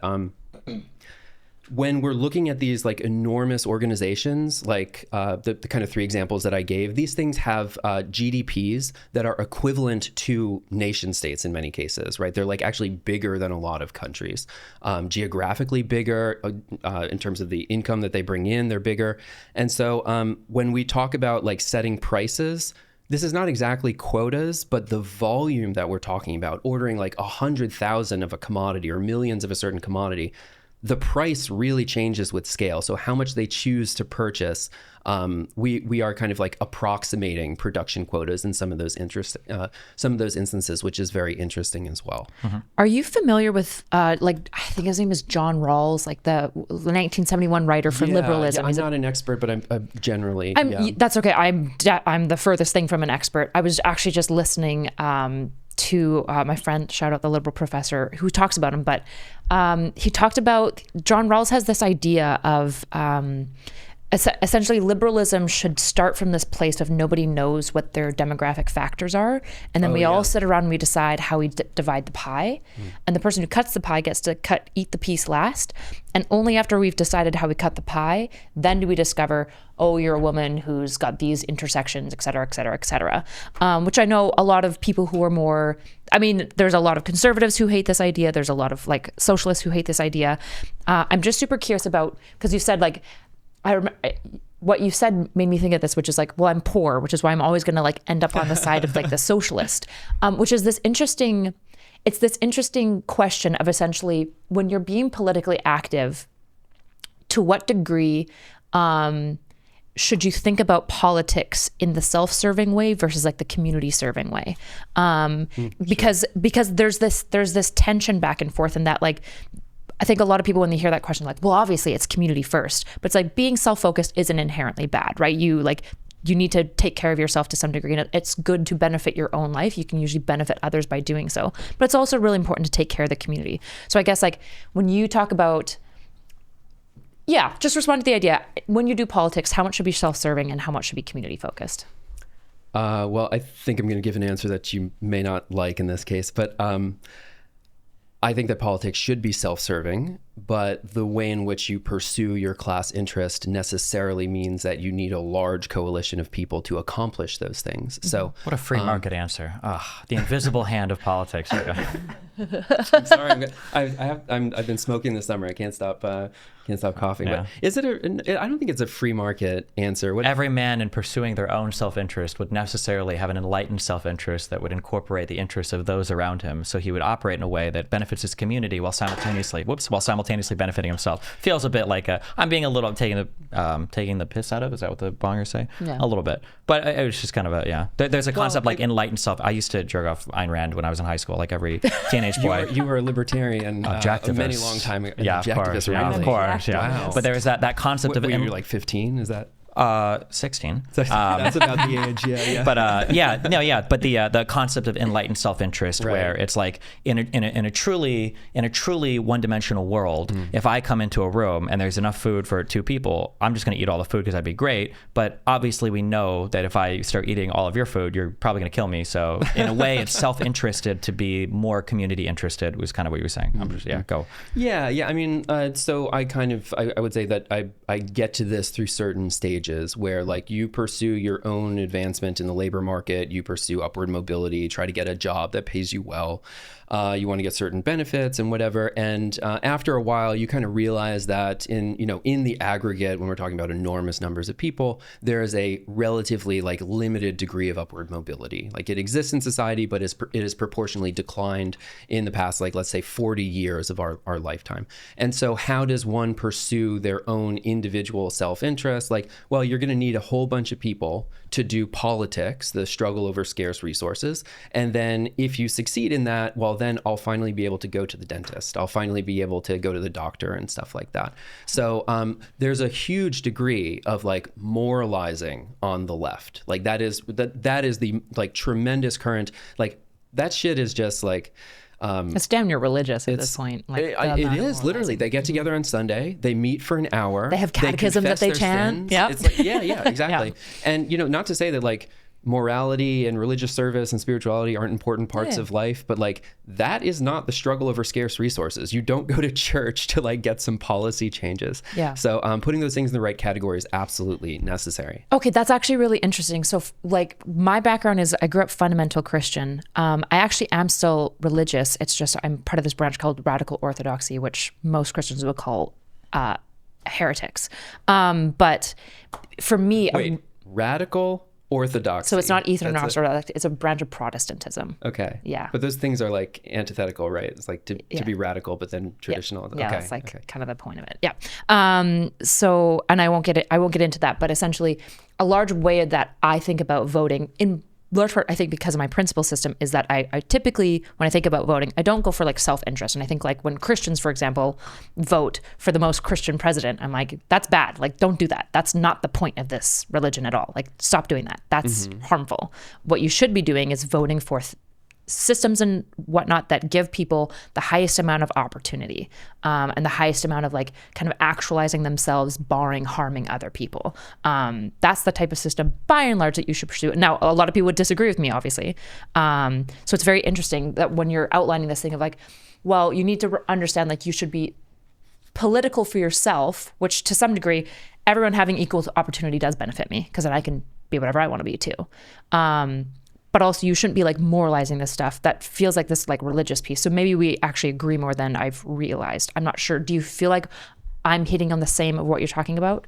Well, I guess I think what I'm trying to say is I'm trying to collapse the distinction in that like I think this is a very like typical kind of like liberal approach to politics that we want everyone to be able to pursue their own self-interest, to thrive, to do whatever they want, to have sovereignty and autonomy over their lives. So my argument would be that like that is best fulfilled through a social democratic society in which the interests of most people are met with those like basic necessities for survival. So yeah, I mean, I guess I'm saying that like pursuing your own self-interest and the kind of community interest is the same thing, is kind of my take on it. Gotcha. Okay. Do we want to take a 5-minute break for bathrooms? Yes. Okay, sure. Wait, before we do that though, can you quickly, for my brain, I have this brain injury where I word swap sock dems and dem socks. Can you? I can never keep them apart. I know that they're very distinct. What is a sock dem versus a dem sock? Just so socialist democracy versus democracy socialist, right? Democratic socialist. Yeah. So it gets a little fuzzy in between the two. I would generally say that like social democracy has like actually existed. Like we have actually existing social democracy. Generally, maybe like Norway and maybe more like Canada and stuff like that. Like more. Well, I don't know about Canada. I would say like the Finland, Sweden, Denmark. Norway, like the Nordic model generally we could call like actually existing social democracy, which is like a very tight labor market, high levels of employment, high levels of benefits, programs that are socialized where people pay into them and then they withdraw stuff later for like when you give birth to a kid or something like that. Yeah, so high wage floor, low cost of living. Social democracy it's within a capitalist society, right? So there's markets, there's wages, there's employment. Gotcha. But it's basically, I would say, the extent to which the socialist project in the 20th century was successful was like implementing these systems, which in many cases like still exist in an impoverished state today. But yeah, it's the kind of decommodified or relatively decommodified, heavily subsidized basic material necessities for survival within capitalism. When we talk about democratic socialism, this is a little bit more kind of fuzzy because it's hard to point to like large scale examples of a like democratic socialist state. Generally, what that means when people say that is a kind of like European left liberal / socialist constituency that is pushing for more socialist policies and reforms. But I would have a hard time, like I wouldn't call the Nordic model democratic socialism. I would call that social democracy. So if we were going to make a kind of left-right spectrum, we could say that there's like neoliberalism on the center right, social democracy on the center left. Further than that is democratic socialism, and then yeah. But people, in many cases, use them interchangeably. And so part of the confusion around these terms, I would say, like organizations like the DSA, who call themselves Democratic Socialists of America, were pushing for social democratic reforms. It gets really, really fuzzy and granular, kind of similar to like neoliberalism, where it's like, well, someone says like, oh, Ronald Reagan was a neoliberal. You're like, no, he was a conservative. Actually, he was a neoconservative. It's like just this kind of terminology gets like super, super fuzzy. But yeah, okay. You could broadly say democratic socialism more left than social democracy, if that's the more accurately way. I would just say sock dem is more often than not just a dog whistle for a dem sock. Because I feel like a lot of people that call themselves social democrats sure. democratic socialists. But I think I agree. Well, 100%. Except, sorry, not to interrupt you, but there are people recently. This is a very interesting current that maybe we'll talk about later. There are people from the right who have started calling themselves social democrat. Particularly Compact Magazine, which are culturally conservative but also believe in the post-war compact between labor and capital. So that kind of emergent current along what we might call the new right are saying social democracy, but they're definitely not saying democratic socialism. Yeah. So social democracy should, my understanding, social democrats, soc dems, should always be liberal capitalists, but maybe with heavy elements of government subsidization or welfare. And a democratic socialist should always be not capitalist. Like they're using democracy to push towards a socialist system. Kind of. Well, or a soc dem might be pushing that direction, but a democratic socialist should be fundamentally anti-capitalist, I believe. Yeah. Yeah, I would say that if you're a democratic socialist, you are you're looking to create a post-capitalist society, whereas there are many people who are just social democrats, which I would say is just kind of broadly popular even for people who are apolitical. Yeah. And they also believe in capitalism, private competition, and all of that stuff. So the one thing I would add to it is that like there are limits to social democracy. Like we saw those experiments and they were kind of like overturned in like France in the 1970s and like definitely by the 1980s. Like you see like the kind of rise of neoliberalism with Reagan and Thatcher and the Volcker shock and all of this stuff. And so there are reasons why social democracy is not a sufficient endpoint to any political project because it failed kind of across the board. It like couldn't be competitive enough. And so you have to have like a vision that goes beyond that. So I believe in social democracy as a kind of stepping stone to these other things. And then the social democracy itself, I think, probably has kind of changed in terms of what people mean when they say that. Because I don't know how much you follow the online conversations, but a lot of the people today online, at least on Reddit, that call themselves like neoliberals, like the neoliberal subreddit, a lot of that looks like social democracy, where a neoliberal will say things like, oh, we do need heavy levels of like welfare investment so that like our private people can, and they'll be championing for like high density, like housing with public transportation because it's a more efficient way to deploy resources. Whereas other people associate neoliberal with like, this ardent imperialist, destroy other countries and hardcore mobilization of capitalist forces, sometimes to the detriment of labor. And so that, like all of these things get used in so many different ways. It means printing money. It also means austerity. It means being super conservative, but also gay people in the military. It's like people use it to mean everything. Like, just to be very clear, like when I say neoliberalism, I mean like read Globalist by Quinn Slobodian, the history of neoliberalism from like Friedrich Hayek, Milton Friedman, Ludwig von Mises, Habermas, Rupke, all of these guys, beginning in the 1930s, being implemented. It's like 100 years of history, which is a very specific ideological project. But like, the way that people use it now, this super fuzzy term to mean everything. We can even talk about like neoliberalism as an ideology and neoliberalism as a period of historical development within capitalism, because I'm going to turn the whole game inside out here, but it is possible to have social democracy within neoliberalism. This is also like, these terms get really, really slippery, but the kind of the total amount of profits that are being produced at this stage of neoliberalism, the social democracy that they can sustain is going to be very, very small compared to the social democratic periods of the past in Europe post-war and whatever else. Okay. Take two, go. Take two. Or I guess we're on take one still, but. Okay, I have a question for you guys. I wrote this down. To what degree do more socialist democracies, so like the Nordic model, get to the benefit of existence at all because of American fiat and GDP? So you said the SocDem model has somewhat failed to compete.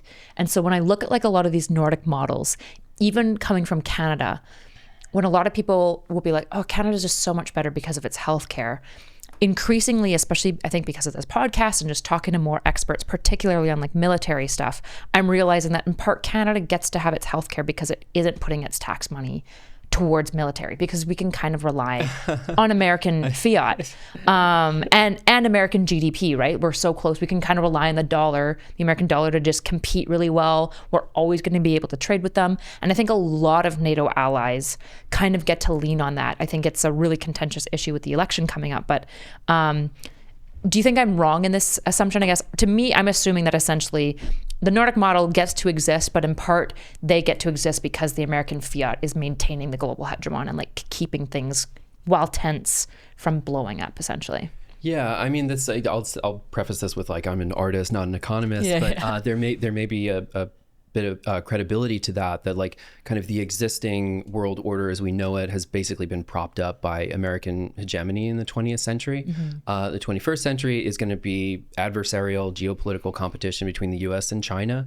And so those models are going to be challenged with the formation of like different blocks that are not like, locked into fiat. What do they call it? De-dollarization, where like China and Russia are now trading in, I forget whatever currency, or rubles or something like this. But yeah. So the U.S. is having like kind of less financial control over other states. I was having a conversation with JJ JJ McCullough. I asked him, I was like, well, what's your most like out of the Overton window political idea? And he was like, I could envision within like maybe our lifetimes or beyond that the U.S. and Canada join together in a kind of like EU bloc.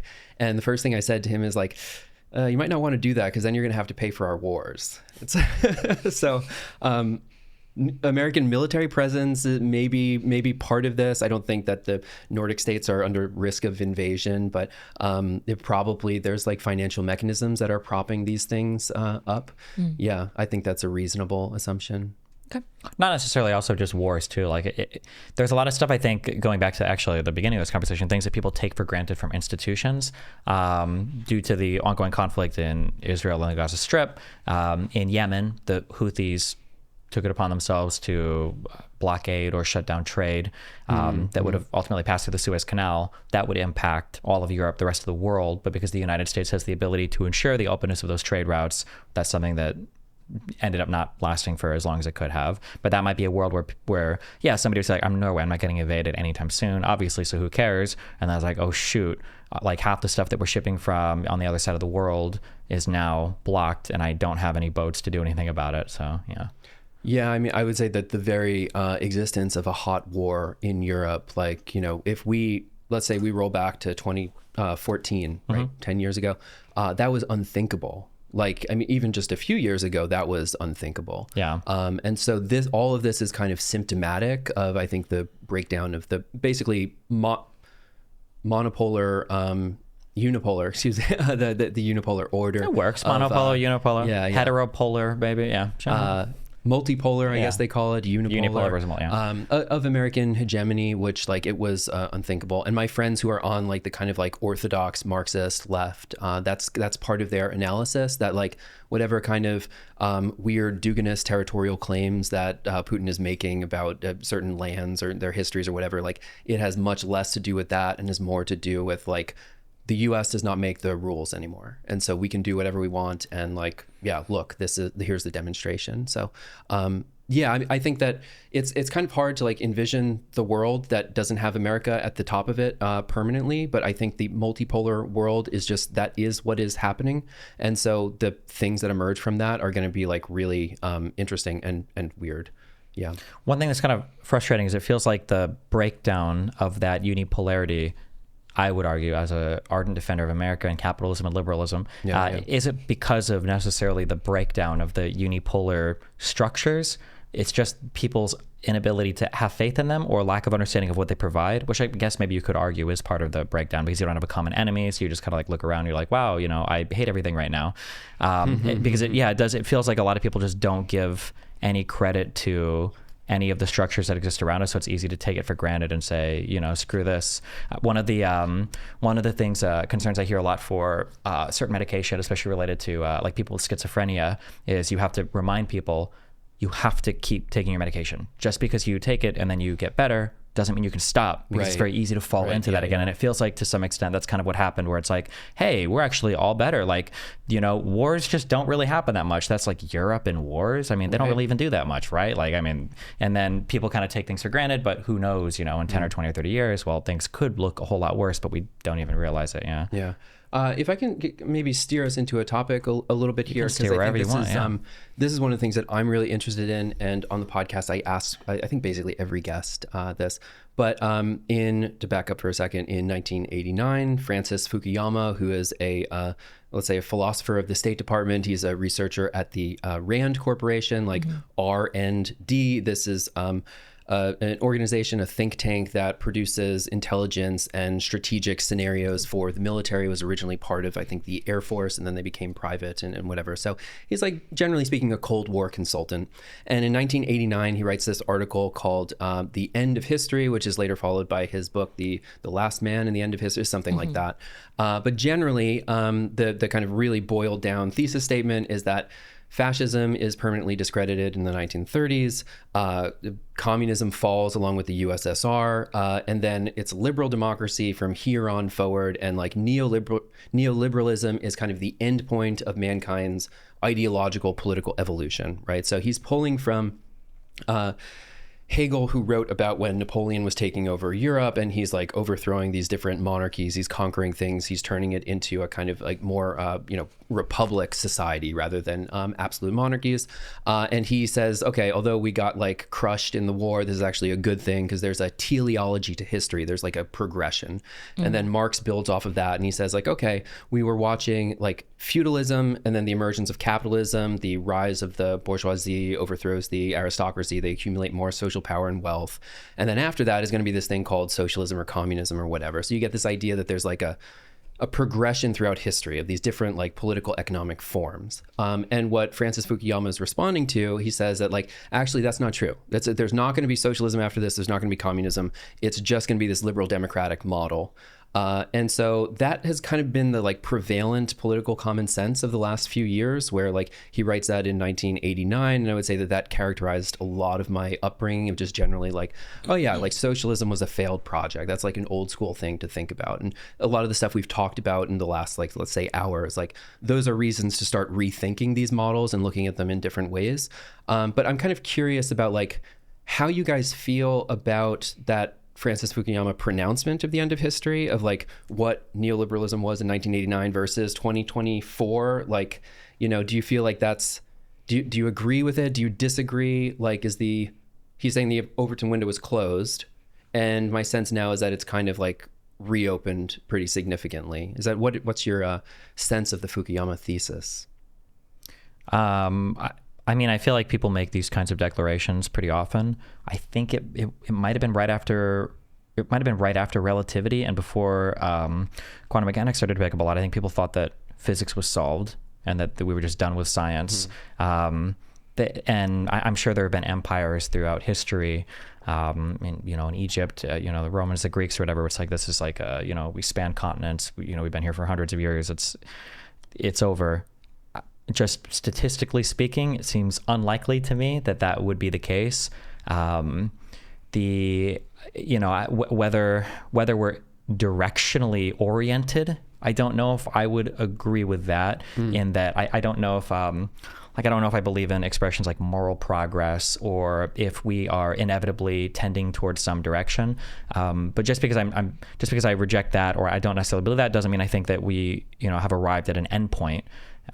It just seems that with the development of different technologies and everything else, I don't know why I would expect the way that society looks in the future to be the exact same as the way that it looks today, when culturally, even in the past 20 years, we've seen, 35 years ago, really, the internet didn't even really exist, 25 years ago, it didn't even really exist, not in the way that it does now. So if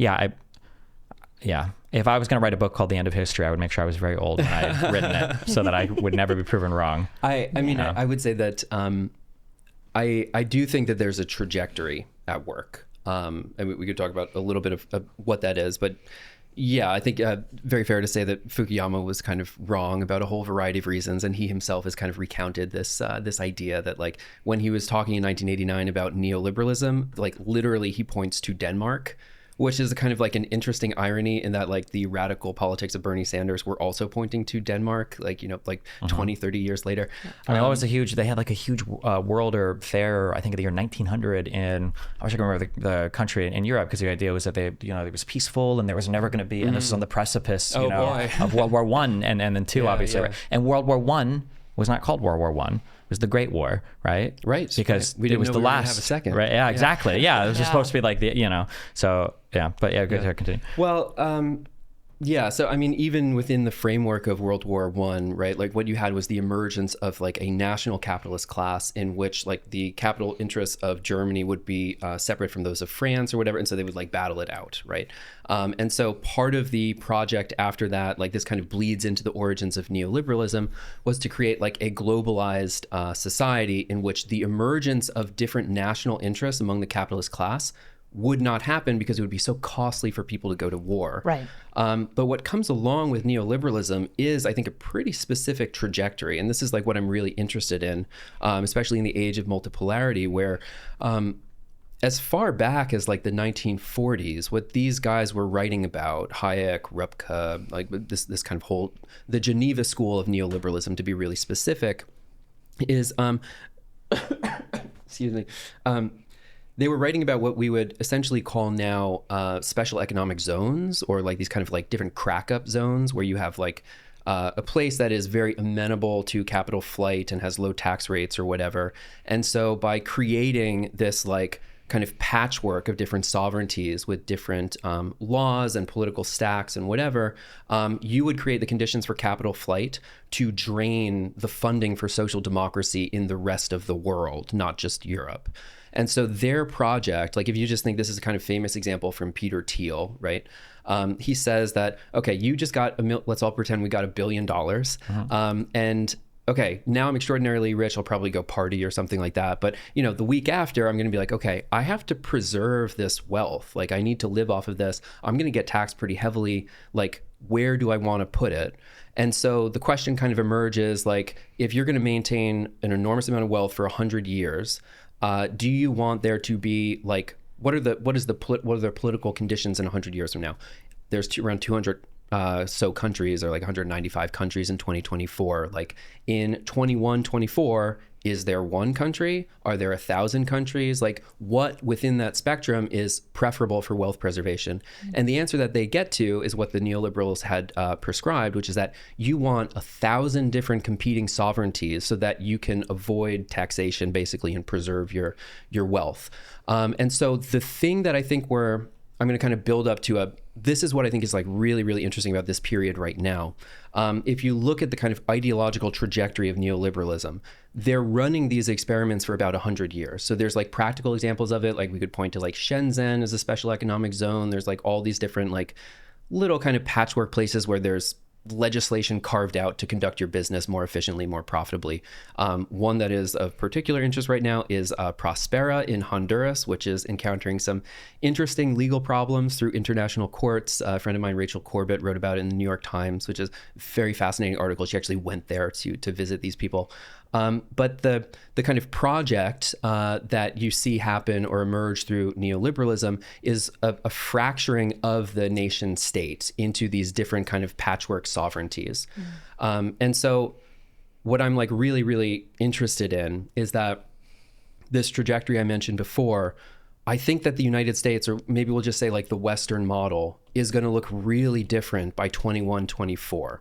And if that kind of crack up model happens, it's gonna be a little bit what like our concepts of democracy might not even be applicable, right? Like we would be talking about Albert Hirschman is this he's an economist.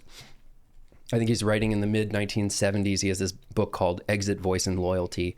And so one of the like emergent political systems may be less that you have democratic control and you can just kind of what they call vote with your feet, like this kind of libertarian utopia. Yeah. So those things are, I think, really, really interesting. We have a very significant problem with growth rates in the West, which is also where I think that some of these things that resemble more like authoritarianism or planning or like command economy, to use the word, like I think those are getting like reintroduced now.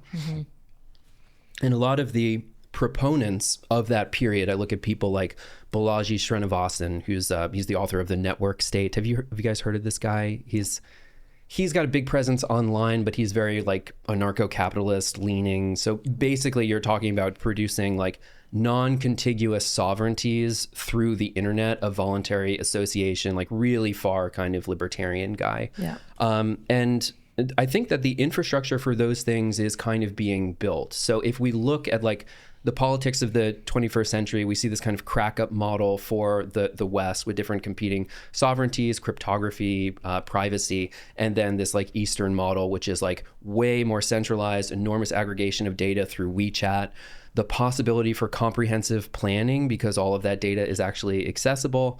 And then, you know, things that in some cases like Shenzhen are special economic zones, but are also much more like a economy that is like state directed through things like their guidance fund or whatever. So it's a very different relationship to their capitalist class, how they manage wealth and whatever else. So I'll cite maybe without getting, we're going to zoom out here pretty large, but this is like more than the patchwork of nations across the world. We're zooming out even more. Okay, we're just go getting ahead. started. Yeah. Patchwork of nations and Mars now. Well, this is why I think like art is a really exciting field now, because there's no boundaries to the conversation. You can scope as wide or as narrow as you want. And that is sometimes useful because these conversations don't usually happen between people who are like a journalist, for example, or a political commentator.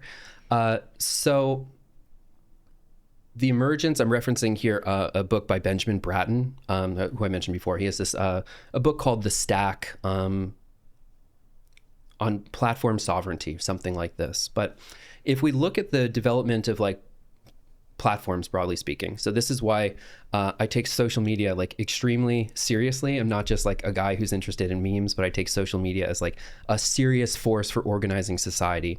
That we've started to see the emergence of tools that resemble the traditional responsibilities of nation states.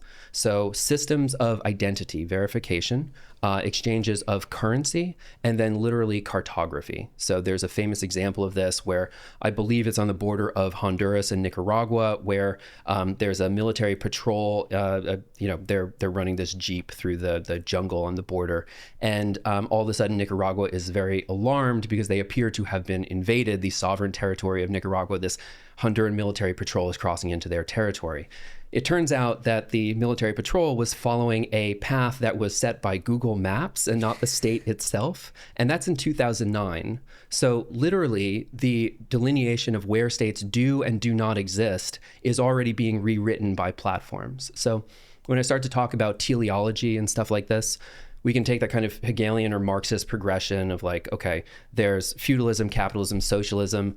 There's also like an alternative way of viewing this where we move from kingdoms to states to networks. And so when you look at social media, you can start to see the scaffolding of a new political economic order that in some cases has been built into states. We could think of like the kind of totalitarian controls of WeChat as part of this.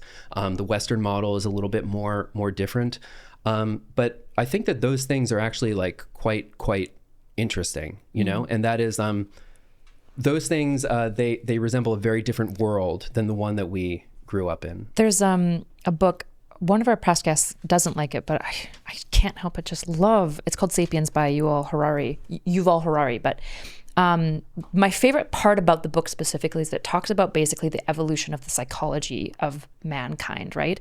And so it talks about how like major technological shifts are often preceding major ideological changes, new technology developments. Like, right, we see this with the agricultural revolution, right? We went from hunter-gatherers to suddenly we were like, oh, if we plant these seeds, we can just stay here and guard the crops and we just have a continuous source of food. It's way better than having to run around and chase things down.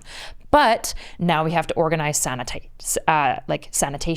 and cleanliness and organizing stable people, and private property is now way more relevant, right? And so suddenly a technological shift of learning how to basically tame wild seeds led to a whole-scale evolution of how mankind existed. And you see this like regularly. Industrial revolution preceded a bunch of printing press, preceded major shifts in everything.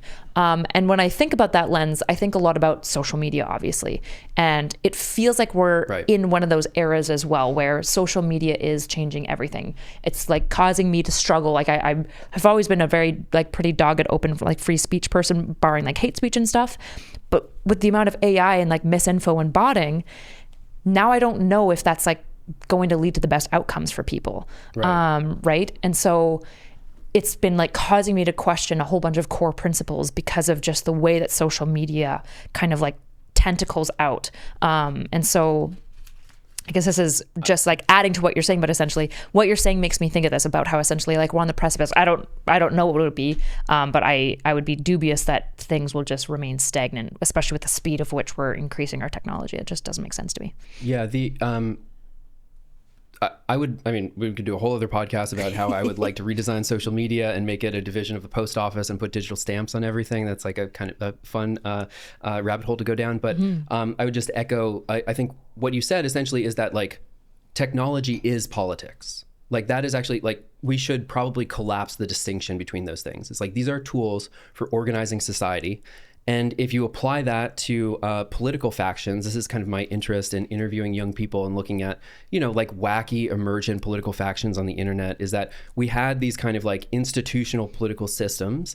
And then we built the organizing infrastructure for all of these fringe groups to actually assemble themselves, create organized lists of people with certain calls to action, and then to like advance things in the real world, right?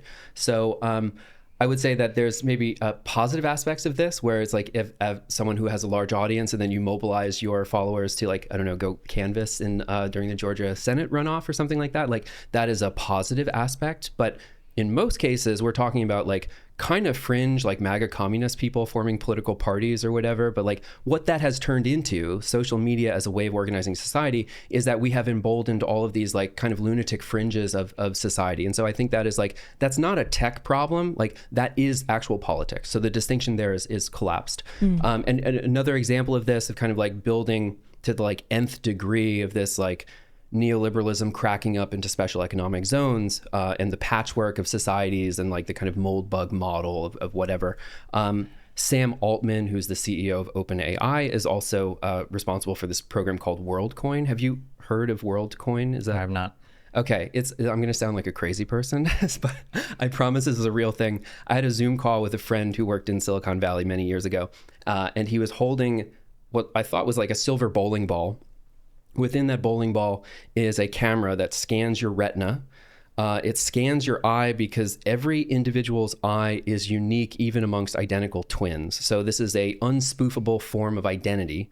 It then, upon that scan, deposits I don't know how much money it is, maybe it's like $150 or something like that, into a wallet that is cryptographically sealed through your biological imprint that's on chain. Right. So this is a blockchain thing. But what you're looking at eventually is like, some of the aspects I described before, which is like verifiable system of identity, exchanges of currency, and a political economic order that floats on top of existing states, because blockchain is essentially like unstoppable and doesn't end at borders.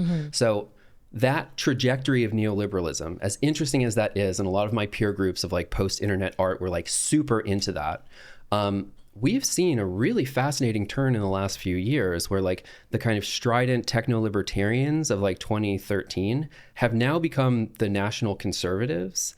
And they're like, you see this shift between like Peter Thiel and the J.D. Vances, and like they're all like, they wanted to deregulate the state, they wanted to like exit in some cases. And now Elon wants to be in the government. Yeah. And now they're like, we want to work with the military. They're part of the Trump National Project, and like get their fingers that in shift everything. is really, really interesting because the uninterrupted trajectory of neoliberalism has been to facilitate capital flight and to break apart the nation state. So seeing this as someone from the left, observing that happen on the right, is like, okay, we're actually in a really interesting period where there's a lot of unpredictable stuff that's going to happen. And it was fast. It was so quick. Very like it was fast, really, yeah. It feels like this last election cycle, specifically the last year, where we've had this massive shift where suddenly all these Republicans are like, we just want to get in everyone's pocket and regulate what everyone's doing. And you're like, wait, you want more government? Like you just want big government? Right. That seems antithetical to everything you've been saying for like the last like 90 years. Yeah. You keep using this term just so I can understand real quick, that this idea of capital flight and this patchwork of nations. Right. My impression is whatever patchwork we talk about has become like supranational. It's incorporating more and more rather than breaking things apart. Is that like when I think of like the European Union, or even if I think of like Bitcoin or whatever, it's not patchworking in that it's like breaking apart or defying or destroying nations. It's connecting more, and that integration is increased. Do you agree with that, or is this not contradicting what you're saying? There's different interpretations of it. Yeah, so you could say like the EU, for example, is like there's different sovereignties, but like the money supply is locked into Brussels, right? So like Greece can't print its own money, France can't print its own money. So although they have differences, they're kind of locked in through these other mechanisms. So the form of lock-in is essentially through hard money. The kind of old school neoliberals like 1930s and 40s would talk about like a neo-Habsburg empire where they would, which sounds insane because it's like a feudal monarchy, but basically they had like sovereign absolute monarchy within the geographically defined territory, but then totally free markets aside from that. So each of the different provinces was able to make their own kind of regulatory stacks.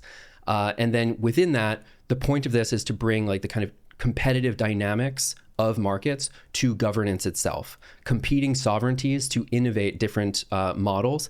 What I would describe that as is a rapid race to the bottom where people basically move capital around to avoid taxes. That thing, especially, I mean, in an environment with declining rates of profit where we're up to a certain point of historical development, like it just gets really, really expensive to build new innovative technologies after a certain point. Like the Western model we're struggling with growth rates for the last few years, and say that's where a lot of this kind of heterodox economic populism that's emerged on the new right is coming from, because people are just kind of feeling the squeeze for a very long time. When you say Super disagree with that, but when you say growth rates, are you meaning? Sorry, go ahead. I'll tag that for a second. But Yeah, I want to hear where do you think like the right wing populism stuff comes from, if not from the squeeze? From a lot of different things. Can we define the squeeze? Are you talking about, like when you say growth rate, you're talking about GDP and economics? Talking about declining rates of profits to dog whistle as Marxists. No, I'm just kidding. I'm not dog whistling. No, I would call myself a Marxist. Yeah. Excuse me, deindustrialization, downward mobility that has characterized basically the 40-year period of neoliberalism, hit red states especially hard. Okay. That's what I mean. Okay. What do you think contributed? You said a lot of things. Okay. I wrote a lot of things down. Okay. Yeah, so please take your time. Yeah. Interrupt whenever. Okay. I'm just going to start axing these off. One thing that I think people need to fundamentally consider is that people can have a confluence of a ton of different motivations. I think that looking at how the FBI understands, what was the FBI, the NSA, or the CIA, how we understand like propaganda models. I think that we tend to project, and when I say we, I mean everybody, me included, we tend to project the things that we value onto other people. And sometimes I think this precludes our ability to understand ourselves in the past, ourselves in the future, other people in the past or future. And the first thing I guess I would like to say is that people are complicated and can do a whole bunch of things for reasons that are not well understood. In the one way this might manifest in the political system in the United States is people are really obsessed with this statement, tabletop issues, kitchen table issues. Okay, right. People care about inflation, and people care about economic issues and what the money they make at the end of the year. And to some extent, like I'm not going to say nobody cares about this, but I think pollsters and liberals especially learned. I think it was around 2016, 2017. I don't remember who published this paper, but it was the idea that is not necessarily true. And I can speak from personal experience with my mom. Like my mom would be a single issue voter on abortion. There might be like an 80% federal income tax increase, but abortion, she's never voting to kill babies. Yeah. And sometimes people have this impression, I notice that wealthy people do this a lot, where they will say poor people don't have the luxury of obsessing over these kind of like niche social or sociocultural views. And that's not true all the time. I think that sometimes even poor people can be very like cultural or moral view minded, that a poor person can be a single issue voter on things like abortion or other types of like culture war issues like that. So that's just like the first thing. An international example of this might be when you look at Israel-Palestine. When the Israelis always go to the Palestinians to negotiate, it's like what percentage of land swaps make this okay? What percentage of, what kind of transfer of wealth do we need? What does the International Monetary Fund need to look like for, and then on the Palestinian side, it might be like, we need to talk about what are the specific rules governing Al-Aqsa Mosque? What does the right of return look like? Like it's the priorities and the things that people are valuing are different on different sides. All of that, okay, so that's like one underlying thing I would say. I bring that up in response to one of the things you opened with, is that this idea that if we make it really costly for war, that people won't go to war with each other. But if the only cost associated is a monetary one, and somebody has a higher value than the monetary thing, that going to war might be a thing that somebody is willing to do, right? That if you could tell Ukrainians right now, hey, your economy would be way better if you just like lose some land and just fucking chill. There might be Ukrainians that would say literally, well, I think the majority would still say like, I would rather die. And that's a thing that can be difficult, I think, sometimes for different people in different circumstances to understand. I would disagree with a few of those things, but just to be clear, like the kind of synchronizing the interests of a global capitalist class rather than national capitalists. That's not my idea. I'm paraphrasing to represent what the neoliberals theorize would be a better way of organizing society. Oh, sure. Yeah. I do think that aligning incentives as much as possible is good. But I don't know sometimes how possible it is, depending on, I guess, what the circumstances material are. Scarcity of rare earth minerals in a certain part of the world that aren't in others. Possibly, yeah. Not even just material scarcity though. Sometimes like the cultural values that people might have, or some kind of national values or narrative or story that people might have. Yeah. No, that's the theocrat question, the nationalism question. Yeah. I feel like Jesus, we went to a lot of different places. You went to a lot of different places. I blame you. I did. No, I set a very wide frame for it. I feel like the general direction of the world has been one of increased integration. Something I'm reminded of a lot is my mom used to tell me, she was in the Air Force, that when she was stationed in Okinawa, that if you step off a military base into, especially in Asian countries, like entering a whole other world.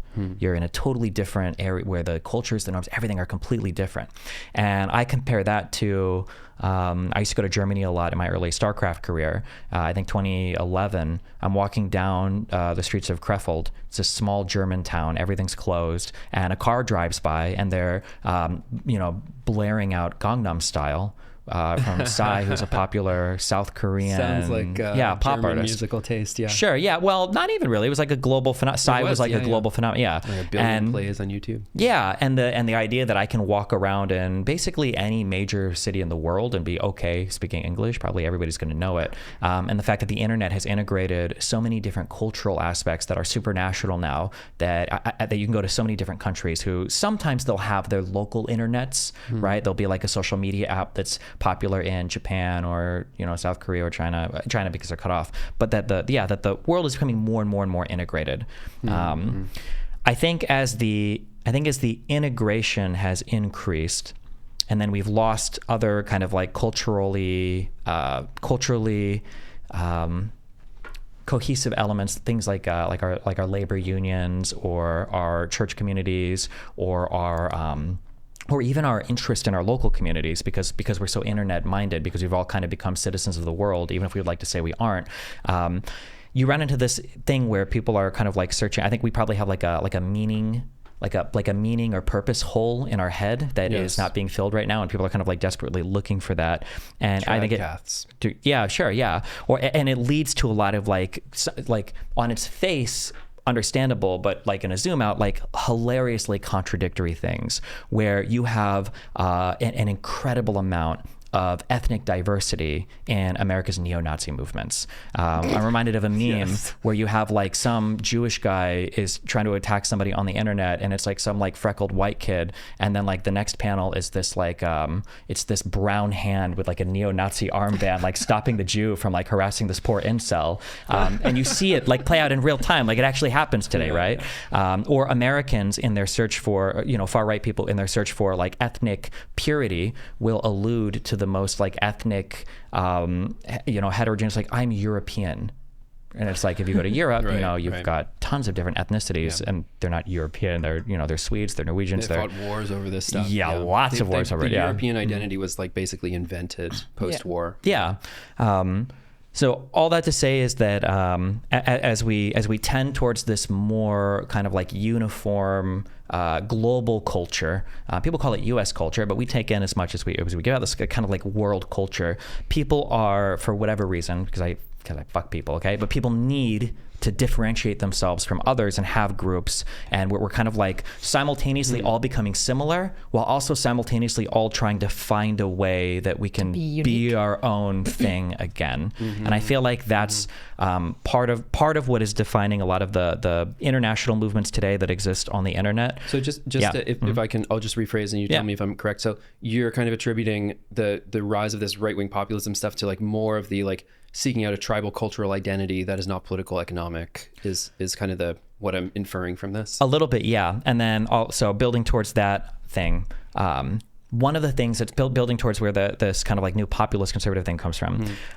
One of the things that's happening is, I had a fan that emailed me this. It's the magic. He called it the magic box or whatever. As technology becomes more and more complicated, we have a less understanding of like how things in the world are working. It allows us in our mind to fill in kind of more information about how we think things work, whether that's through conspiracy or actual understanding. What's happening is statements of fact are becoming harder and harder to verify, meaning there's less and less incentive to actually say a factual statement that's true, meaning there's been all this room for these other types of preachers like the Tim Pools and the Joe Rogans and the Candace Owens. An example I give over and over again is like, if I were to tell you that you can breathe underwater, we can very quickly find out that that's not true and you're not going to trust me anymore, right? But if I were to tell you that water has trace amounts of fluorocarbons, phytoestrogens or whatever that are slowly turning, men into women or whatever, I don't know, is that true? Yes, that is true though. That part is real. Like, wait, really real? Yeah. Endocrine disruption and xenoestrogens and environmental contaminants. The frogs. Oh, okay, never mind. I was talking about turning the men into women, but sure, yeah. No. It was what I said. Yeah. Sorry. It's not literally turning men into women, but like if you watch from like the 1970s, if you look at shoulder width among like male specimens, shoulders are more narrow, hips are more wide because of the level of endocrine disruption and xenoestrogens that circulate in our environment, declining testosterone rates and sure. I think there's a lot. I think there are other things that are impacting that as well. Not to dive too far into that. Like I think, for instance, obesity impacts a large amount of your endocrinology is going to be heavily impacted by being dramatically overweight and having constant inflation from lots of sugar and diabetes. You're not producing T in the way that you would if you were like at a normal I'm pretty sure that being in the obese category almost necessarily lowers your testosterone production. That sounds right. I think there's a lot of bad knock-on effects from being obese, like constant inflammation. There's a ton of bad things. Not to discount anything relating to anything else. It could be. There's a multiplicity. There's a variety of factors that all contribute to it. We don't have. But even what you just said, like how unsatisfying. I don't want a multiplicity of factors. I want one thing. right? Because it's easier to focus on one thing. It gives me one thing to orient around, especially when I don't have any meaning or purpose. I can find one common enemy. I can find one organizing factor to rally against. Well, and the people that are telling me about a it. piece of legislation that just took phthalates out of commercial production, Sure. right? Like something like that is like, okay, that'd be very satisfying. I can't necessarily, like, we could maybe regulate our food production or the consumer options for food, but you're going to be hard. Illegal to be overweight. You can't tell someone to like, oh jail. no, the government is going to take this off of your plate. That's a little bit more difficult, but you can regulate phthalates or something. Yeah. The thing that I start to wonder though, and then it's building into this thing and it ties back to that thing and ties into the conservative thing, is because things have gotten so complicated and because we're becoming more and more abstracted away from these fundamental processes that are controlling these things, what's becoming more apparent is the reality is ultimately, the philosophers or neuroscience might disagree, but reality is ultimately constructed in the brain, right? I have some senses that gather information, and then I put a picture together of the world around me. This happens in a very real, physical sense, in what I see is what is reality to me. And I think that maybe you could say like teleologically, it also happens in the sense that I can tell you a thing, and then you can believe that thing is real, and that can influence your behavior, even if you never really not only verify the thing, but the knock-on effects are so abstracted, you don't actually even know if the thing ever existed at all. Maybe you come in today, you know, with a headache, and I tell you behind these black panels we have headache machines, and they give you headaches, and maybe you could actually believe that, and maybe you believe that, and you walk away and you genuinely have that feeling. Now that's a more concrete thing that you can look around and check. But what if I tell you that the reason why your wages haven't been going up as much is because of legal immigrants? You might have never seen an illegal immigrant in your entire life, and you would have no idea if that statement is true. If I tell you Often 50, that's the case. Yeah. If I tell you the AFD in Germany, a lot of their majority votes are in the places that are least subject to immigration. Yeah. And if I tell you that 50 million illegal immigrants came in last year, is that true? Or what if it was 5 million? What if it was 5,000? What does that even mean? People have no concept, and they don't even adjust in their mind these things. You won't notice it for 5-10 years also. Yeah. And they also, more importantly, their convictions and their feelings about a thing, I don't want to say in my opinion, I think it's true, they don't scale with or they don't adjust for the factual information they're given. So for instance, I might tell somebody, last year in the United States, there were 1,000 unarmed black men that were killed by police officers in the United States. And how do you feel about that? And they might say, yeah, that's horrible. 3 people per day. And it's like, okay, so you have a feeling about that. Remember that feeling. Let's say that I tell you the number was actually 500. Do you feel half as bad? Do you feel a tenth as bad? What if I tell you the number was 100? Sure. Does the feeling change at all? What if I tell you it was 10? It doesn't. Like, what if I tell you there are 1 million cops in the country? Does that change it? What if there were 500,000 cops? What if there were 100 cops, right? The feeling that you have, it's kind of like if you close your eyes and you imagine the Eiffel Tower, and then you imagine a red soccer ball. In your mind, they're like the same size. You don't really have like a scale in your mind of like, it's taking up more space. And for people's emotional understandings and interpretations, not just emotional, their factual understandings even, are not scaling with truth as well. They're just scaling with what they're being told.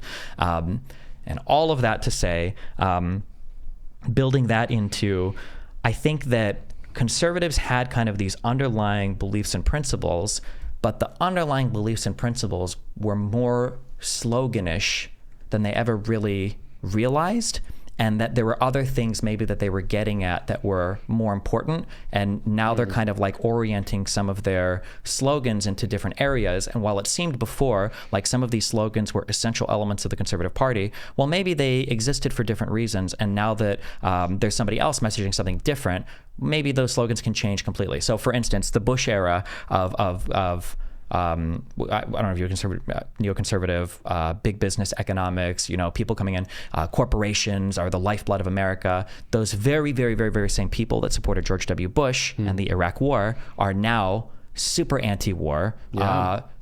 Almost third positionists in terms of like, maybe we should take care of our Americans at home more, and we just need, less immigrants, and that's the only problem. It's not actually welfare that's bad, it's welfare to immigrants that's bad. But it's because none of the things are reducing to any type of verifiable fact anyway, that, to go back to the very beginning of our conversation, there's no environment or incentive to be truthful with what you're saying. So what you're really looking to do at the end of the day is like, I'm going to say this epistemic, psychological egoist system where your truth values at the end of the day are really the things that are just the most psychologically satisfying to you. and now everybody is kind of operating in that environment where we've got like producers and suppliers and people doing policy that are doing work on the ground, but all of our conversations are in another world on the internet and are totally divorced from any kind of like factual analysis. And I would argue that that's where a lot of the kind of like, I don't know who noticed this, maybe Trump did on accident. I don't think anything he did was intentional because I think he's a fucking idiot. But I think Trump is one of the people to stumble into this, right? Because the Overton window is something to be discovered and expanded, not just expanded, but sometimes people can discover like, one of the strengths of Trump is that he can come out and he can be totally shameless. He can say any particular thing. It might be a total lie. And rather than pretending, as politicians have done in the past, that like shit, like if you compare Trump to Vance, if I were to confront Vance on a quote, hey, 6 years ago you said this thing, wasn't that not true? Vance is like, well, when I said it, this, I didn't really mean it here, and I've kind of changed my mind. For Trump, you can say 6 years ago you said this thing, and Trump goes, I don't care. It doesn't matter. What we need to talk about is this, or we need to do this, or like he doesn't. Or he might say he didn't say it. Or he might say he did say it. Or he might say the opposite thing tomorrow. But it doesn't matter because the epistemic position is just an egoistic fulfillment of like psychological feel good. Like that's all. That's all that really matters. Is when I'm talking to you, I just need to figure out like what are the things that drive you, and then I need to put together a sentence that semantically satisfies those feelings. So I'm talking to a conservative voter. I'm trying to talk to you about how important it is to understand that Kamala Harris has destroyed the border using big government in a way that's brought immigrants illegally into this country, that's siphoning money away from hardworking Christian Americans who care. Like, it's just like buzzword. And at the end of the day, it's like, how many? Who's affected? In what ways? Like how? And yeah, that's, I feel like I'm a big like focusing on kind of like the epistemic foundations of where society is going. I feel like the truthiness or whatever of the internet, I think Gore or Carey, somebody coined this term a long time ago, that this is a big driving force in culture now. So that was a lot. No, they're all they're good points to discuss. So I mean, I think like the broadest kind of question you're asking here is like, do we have enough faith in the individuals of society to like pull off democracy, essentially, right? Because within that, the example you gave of your mom, there are many people like her. No, I just mean to say like... No, you just said your mom, and I just... I associate with a really I'm so sorry. Keep going. The example I gave with my mom. Yeah, my bad. Maybe this doesn't apply specifically to her, but generally I think of this as like the theocrat problem, right? Like, I expect everybody in society, in my utopian vision of construing the world, that they're going to just follow their own individual self-interest or whatever. That doesn't explain like jihad or, religious extremism martyrdom, or whatever. For religion, and people, or nationalism or things like this. And these are real questions, right? Because if we're trying to actually compose society in a way that we want to see certain outcomes, like, can those individuals actually like navigate deliberation and democratic decision making? And in some cases, there are things that just don't abide by that, like religious fanaticism, for example.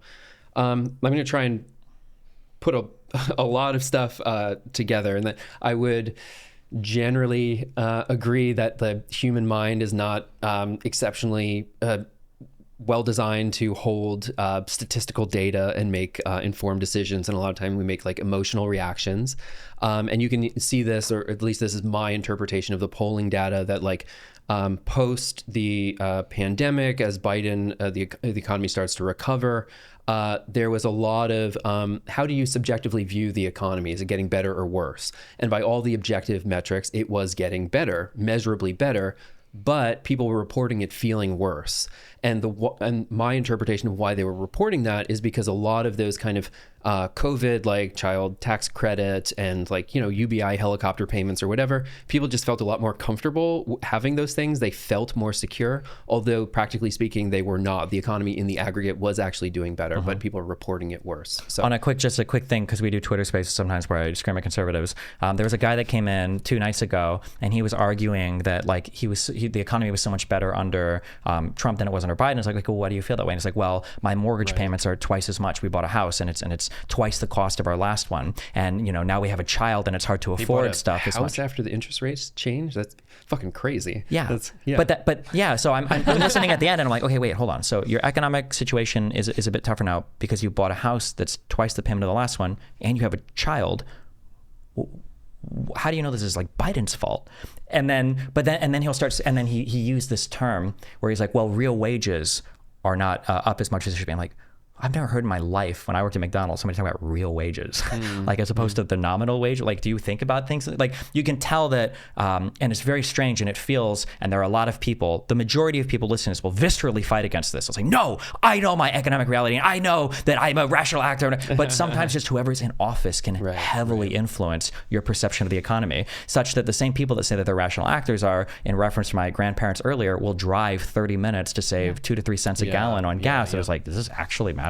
Those are the things that I find the most interesting. These are the things that I kind of look out for as like a political commentator, I guess, whatever the hell it is that I do now. But like these moments where people rhetorically describe their politics as A, but in reality they end up doing B, that's really, really interesting, because that is one of those wedges that in the competition for the emergent politics of the 21st century are going to be broken apart. Right? Like if you think two things that are incompatible, that level of cognitive dissidence is going to be, through competition, is going to be pulled apart.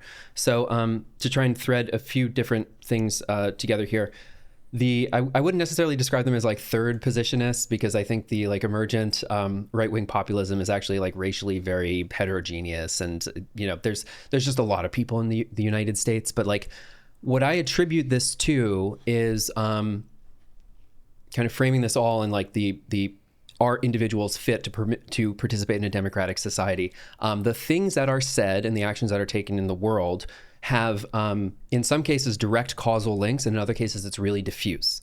So the rhetoric that someone leads with politically can then shape coalitions and can shape decisions later on.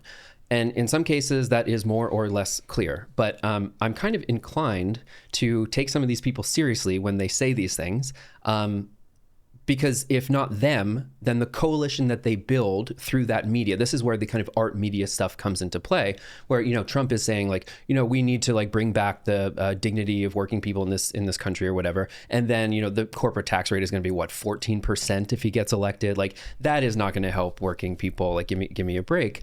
But there are people among that coalition which they will straight up believe those things, and they will try and accomplish them. Right. So yeah, I guess the thing that I have a hard time with is like people will say, sometimes when it comes to history, two events that are like very clear, an abundance of video. People say for like the January 6th stuff, they'll say like, oh yeah, the police officers let people in the building, right? There's an abundance of video footage. We see the first people enter breaking the window. It's just like not up for debate. No reasonable mind will disagree. You can see it, but people still have that, feeling. Or sometimes you can talk to a conservative and they'll talk about like how horrible, the Democrat lockdowns were.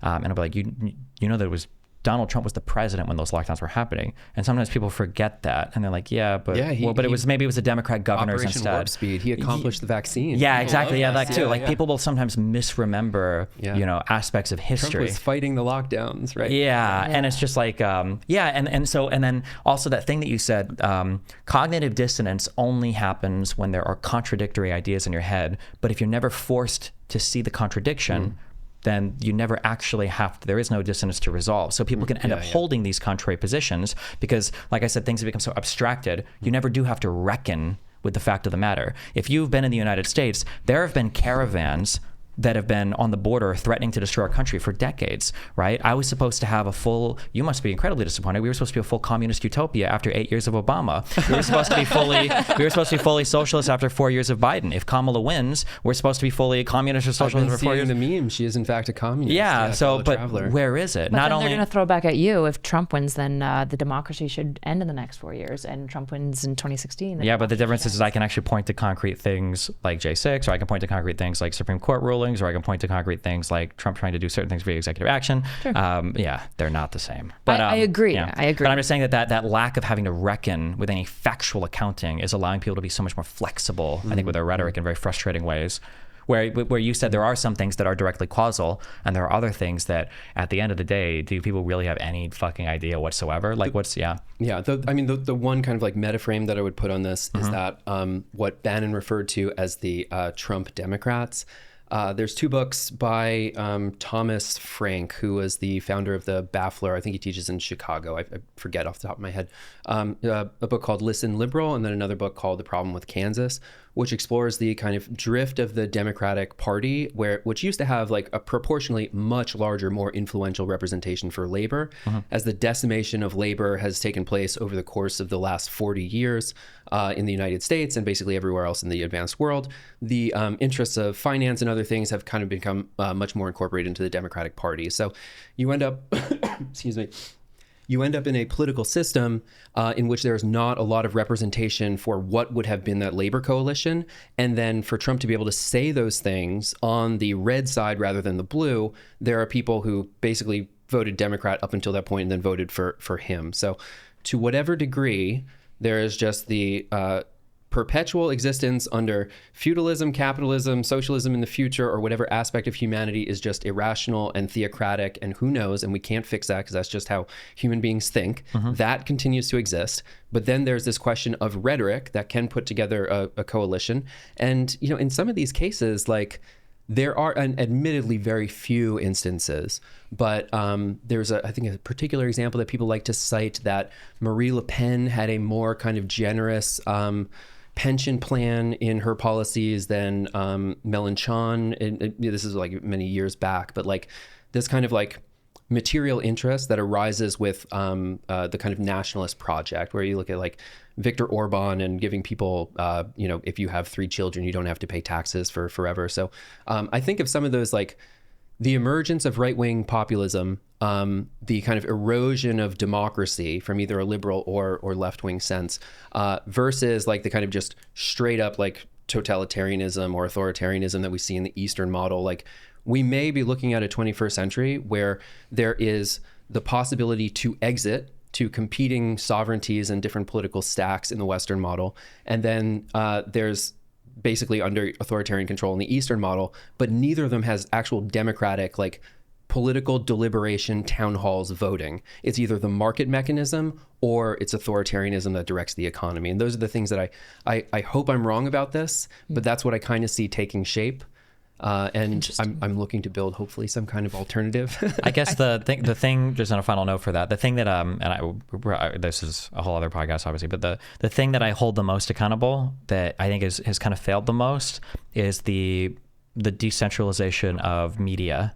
That I do think that people can hold, like when I'm arguing with these, when I argue with my mom, when I argue with these Trumples on Twitter Spaces, they have a mind to hold a ton of information. They'll memorize so many facts about 305,000 children went missing, and 24,000 murderers were led into this country, and there are 13 million cabinets on Wayfair. Yeah, and they've got these complicated narratives and these complicated facts and the names of these like gangs and then all this, and it's like, man, imagine if instead of like consuming all this bullshit, you knew, like, well, what were the competing pieces of legislation for this, or what were the plans on the table to do something? Like, you could be coming here and arguing, like, sell me on HR2 over the border bill that they try, like, give me something more substantive. But instead, it's just this fantastical, like, I'll have this guy arguing with me, and then it's especially painful because I was a poor conservative and now I'm a very wealthy progressive, and all these people arguing. It's like, you don't understand yesterday, like, you're out of touch, like Trump talking about letting you deduct the interest on your car payment is going to be so helpful. And it's like, my dude, I don't even itemize my taxes. There's no fucking way that you itemize your taxes. 90% of Americans take the standard deduction. You're never saving any money on that ever. Or when he talks about like, oh, like there was under Trump, I think part of that tax alleviation was like for capital gains, for like high capital gains earners. Right. But the cutoff for that was like, it was in the 6 figures, I think, of capital gains income. You don't make $100,000 a year off your 401k and you're like benefiting from these capital gains reductions, but they think they are, and that's enough.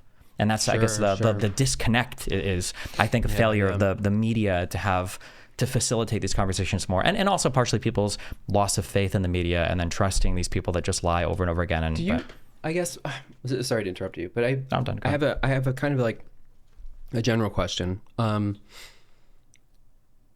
If you have, I guess, little faith in people to be able to make up their own minds and to like sort all this information, these are like kind of deep questions of the sustainability and the viability of democracy, right? Like, is your corrective measure to this that those people should learn more information and like just they should know better through self-education? Or do you want to see like basically gatekeepers around like misinformation, or like how do you solve that thing? People can deliberate, and people are smart and can weigh the pros and cons of things, but they can't do all of it. and people are pretending that they can. And I bet at no point in human history has that ever been the case. I bet there were hunter-gatherer tribes where there was a rule that you don't touch thorny green plants or whatever.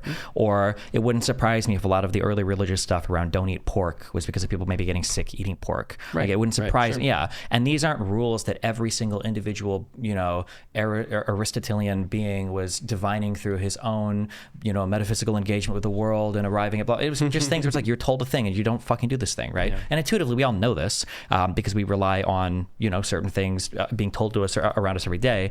But we need those. We desperately need those people, and they shouldn't be beyond review. But we desperately need those people in the media to say like, hey, what the fuck is actually happening? And then let's debate the pros and cons of that particular thing. A really good example of this, I think, had to do with lockdowns. I think everybody agrees, every honest actor agrees, we probably could have done lockdowns in a better manner, right? We will never, ever have that debate publicly because instead the debate is over whether or not the lockdowns were done aggressively and maliciously in order to destroy, innocent Americans who just wanted to go to church. And it's like, okay, well, fuck me, I guess. Like we're just never having, and that's the issue. So it's not that I don't have faith in people. I just don't have faith in people to be arbiters of truth given an infinite amount of information, but nobody ever has. No human being ever has. And nobody intuitively ever has. If you have an addict friend, right, you don't tell the friend like, listen, okay, when you go and hang out with all of your drug addicted friends, just make sure that you rise above. Like don't, you say, bro, get the fuck out of there, right? And it's not because you think he's retarded, it's because you know that if you put yourself in certain environments, you're going to make bad choices, right? If you, if a husband has a coworker that flirts with him a lot, you probably need to move offices. You don't just go to work every day like, oh, I'm sure I'll be fine. If, she's just like, coming, right? And this applies to literally every possible thing where you create good habits, good routines, put yourself in good environments.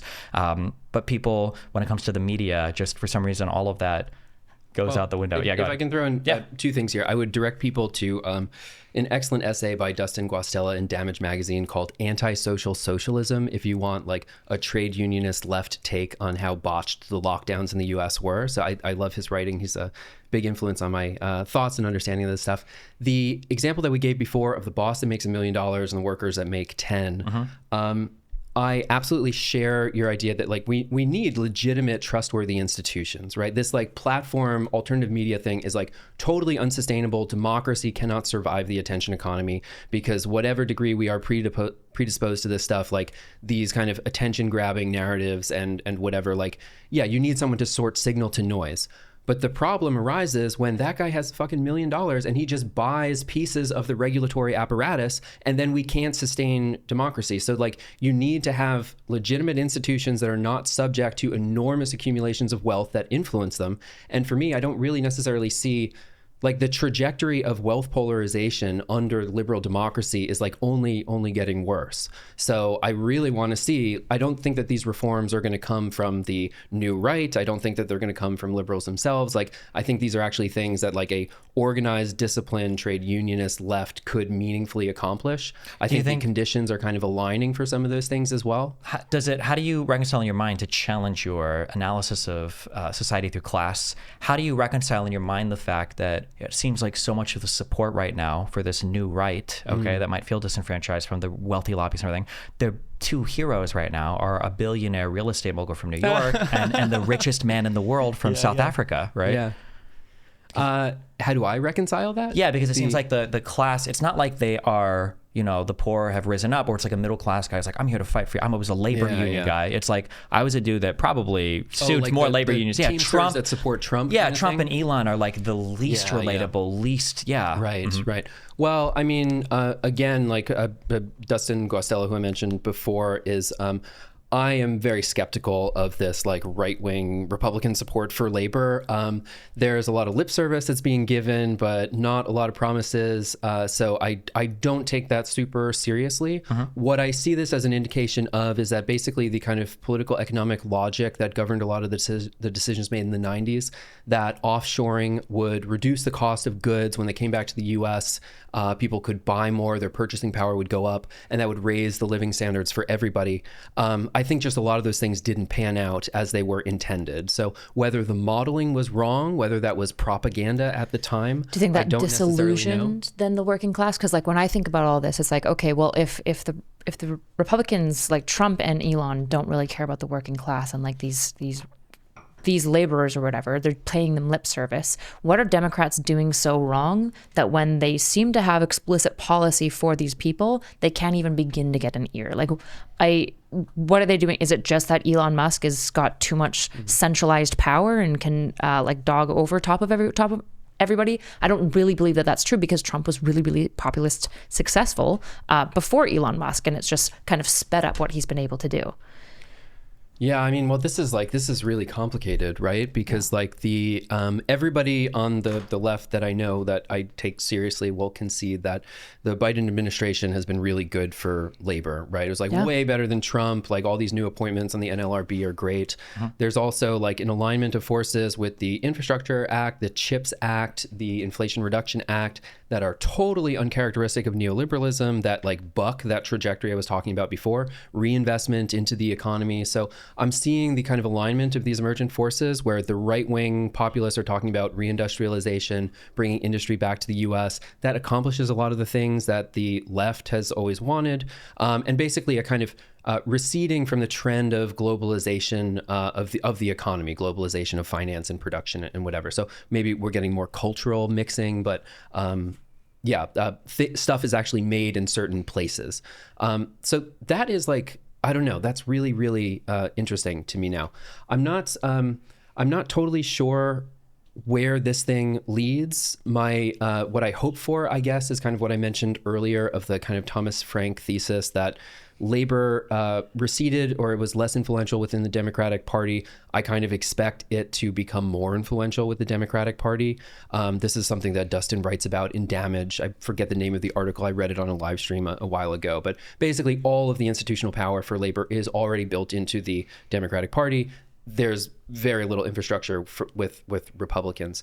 But like, why don't the Democrats invite them in? Sean O'Brien, I think his name is, the head of the Teamsters that spoke at the RNC. He also requested to speak at the DNC, and they didn't invite him. So I can't speak to the priorities of the Democratic Party or how they make those decisions, but I would certainly like to see Sean O'Brien speak there. It's interesting because when I look at the disillusionment that people have with the Democrat Party specifically, it reminds me very much of the disillusionment that I see of people having with institutions, but obviously the institution I'm most familiar with, the academic institution, which is essentially like this energy of the Democrat Party having this aesthetic as being some way, and when they fail, it feels bigger for people because it's like, you promised me all this and now you're letting me down.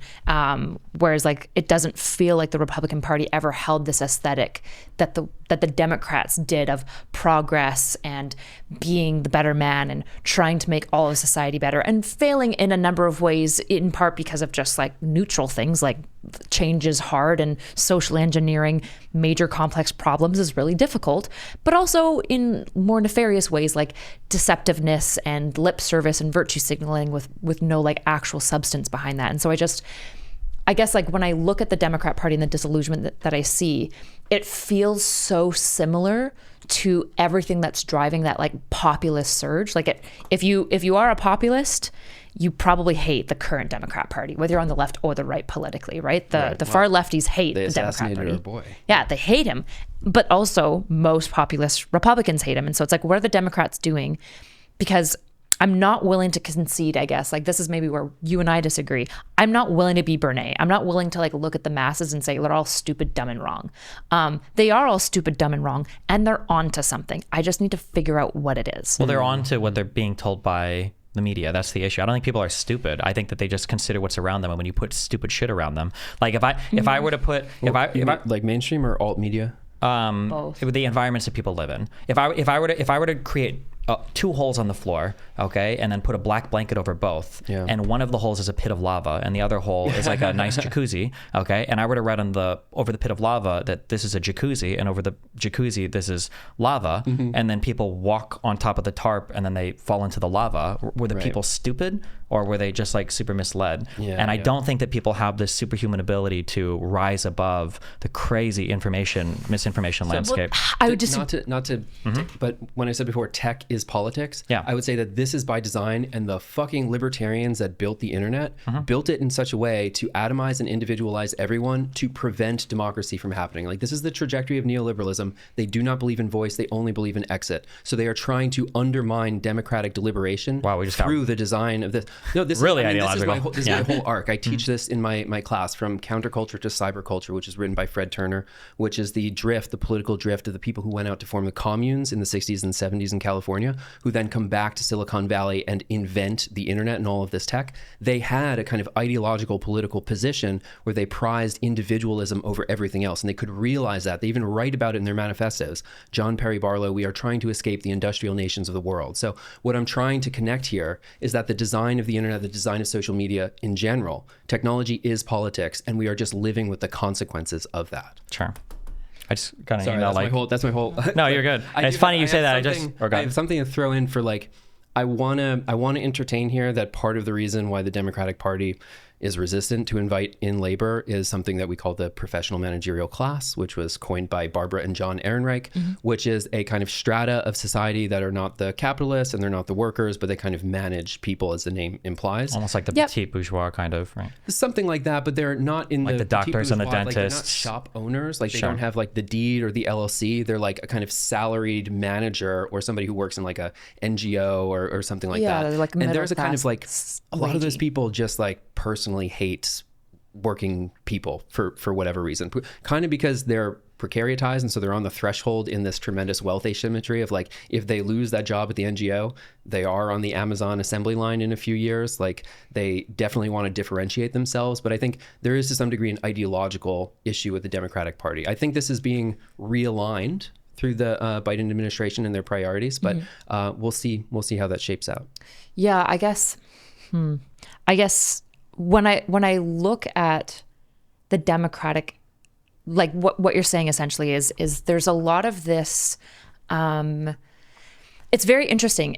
It feels like if you ask somebody, would you rather get like, have your friends like talk behind your back and backstab you, or just like punch you in your face? Most people would say punch me in the face, right? Yeah. Because having kind of like weaselly, poisonous, like under the cover stuff going on that you can't control and you can't confront and you can't solve and you can't even name half the time is so much more terrifying than just like somebody coming up and clocking you in the face. Not that being clocked in the face isn't awful, but at least there's something you can do about it because it's very simple and direct.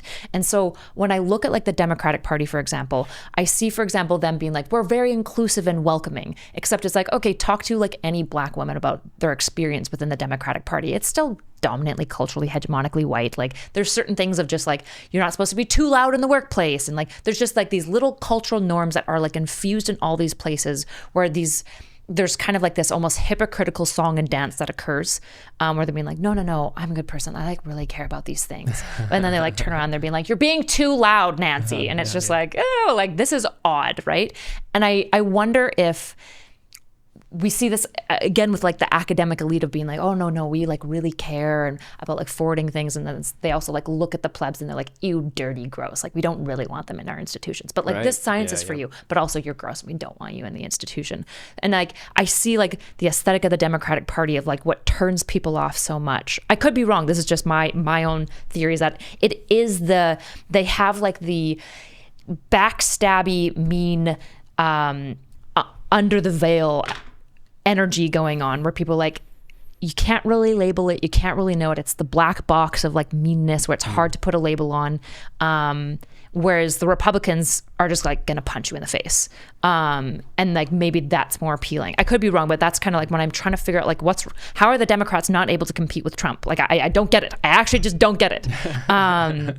It's got to be something about their aesthetic, and that's like the only theory I can come up with. I could be wrong. We've been talking about alt media a lot, and I generally, so as I kind of I don't know if you've said this explicitly, but I assume through the title, like you are attempting to build bridges across political divides. You like want to have detailed conversations. You want to meet at some kind of middle ground in what I would describe as like rebuilding consensus reality, where it started to fracture.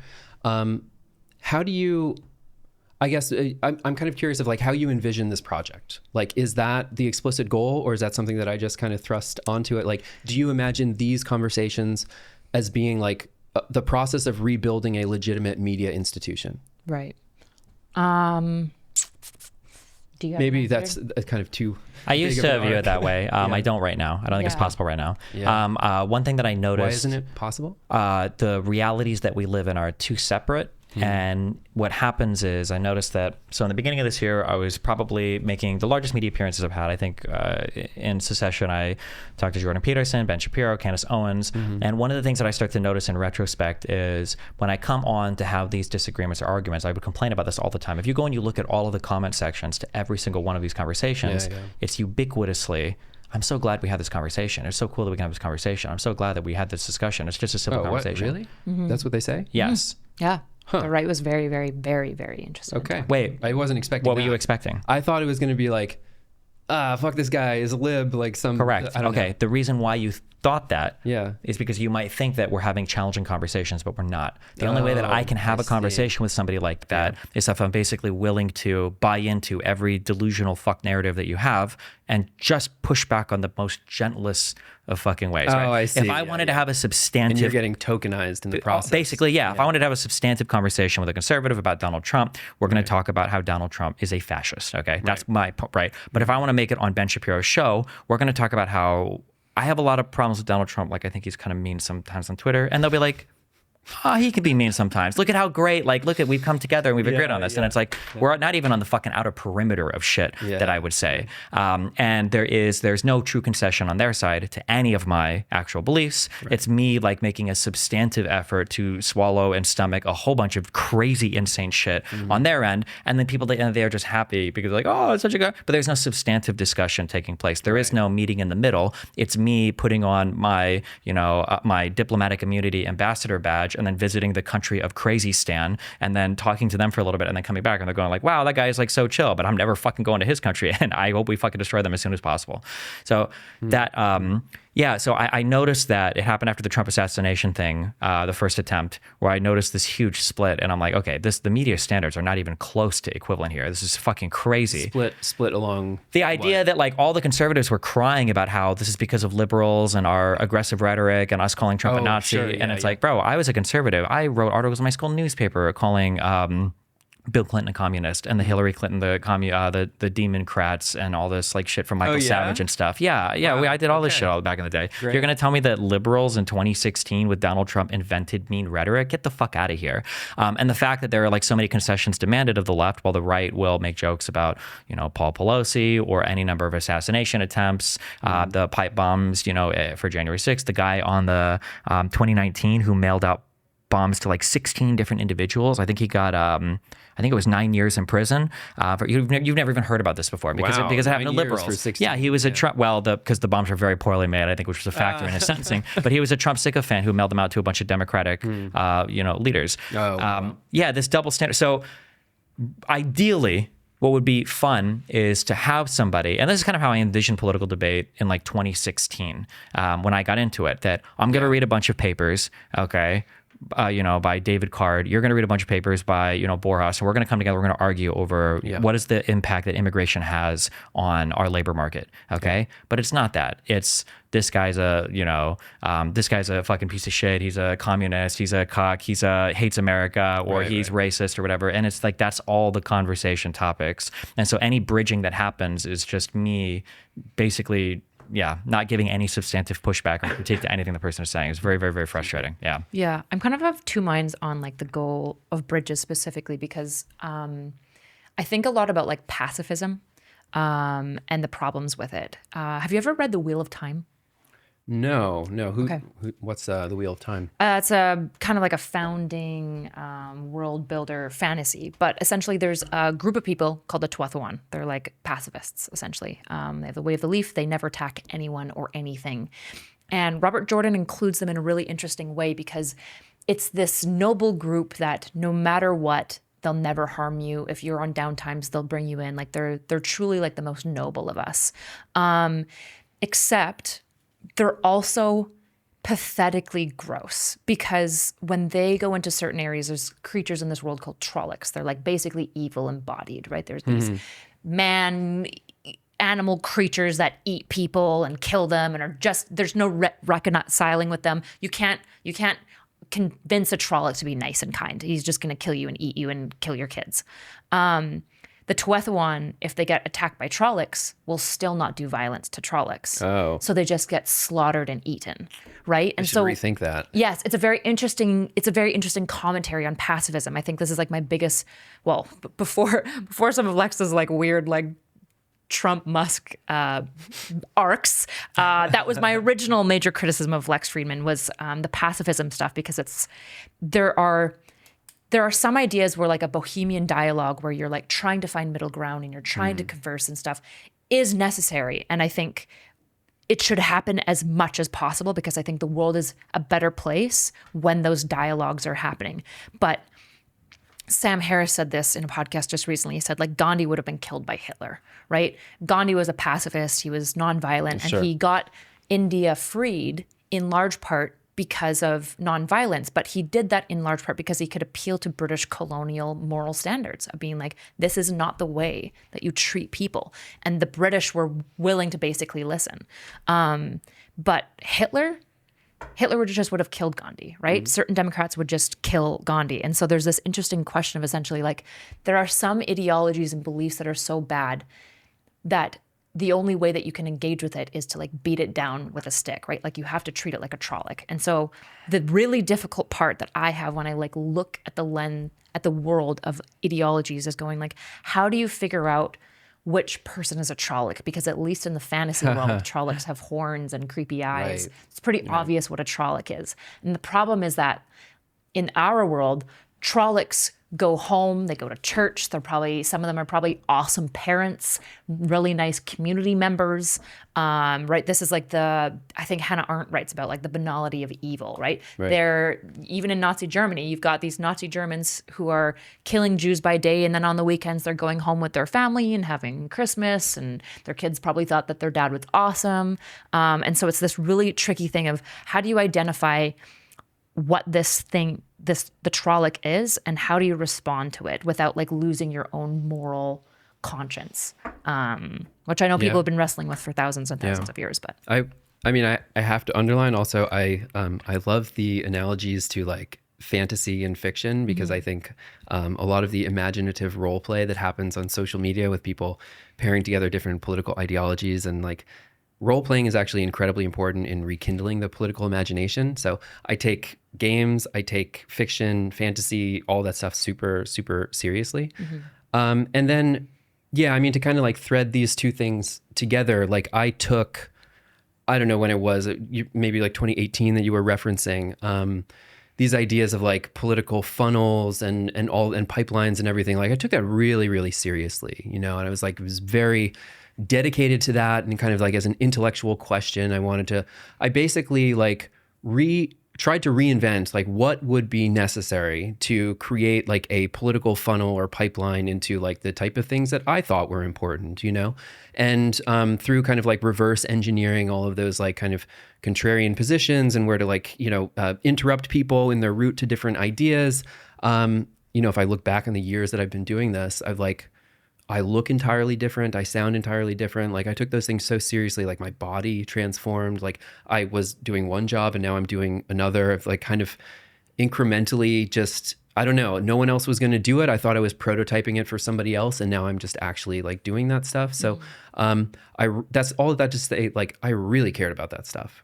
And I feel now more like deflated than ever with the possibility of building political coalitions through media, just because kind of, as you're saying, it's like it is actually very hard to meet people. Like me doing this podcast, I'm going to get fucking eviscerated from people on the left. Like me admitting that that Hayek was right and the Soviets were wrong, I'm going to get shit for that, which is like that's just correct. That's me. Yeah. But then there's like, I know. Well, I came on here because I took the work that you did in that time very, very seriously. And I think that that was a tremendously important influence that could not have happened. Like there was a trajectory to the emergent subcultures on YouTube specifically, but then generally in the internet.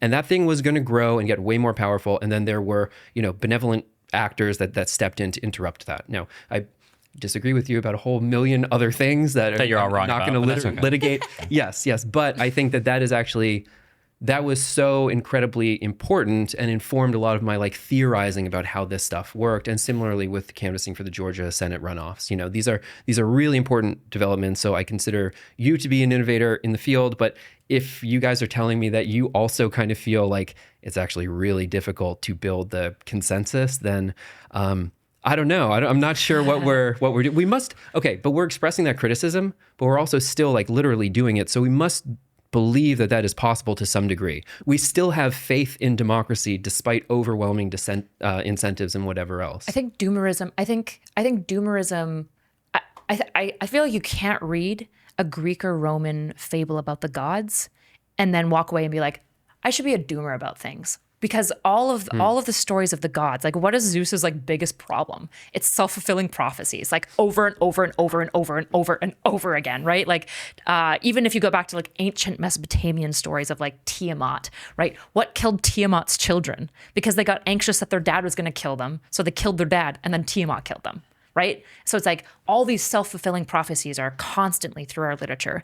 And so when people are like, oh, I just feel like super doomer and stuff like that, I'm like, I think that's a valid feeling. Like I open Twitter and I go, you know, maybe after the election, I can be done with this app. Like, oh my gosh, it's so awful. But also history isn't set. It's never been set.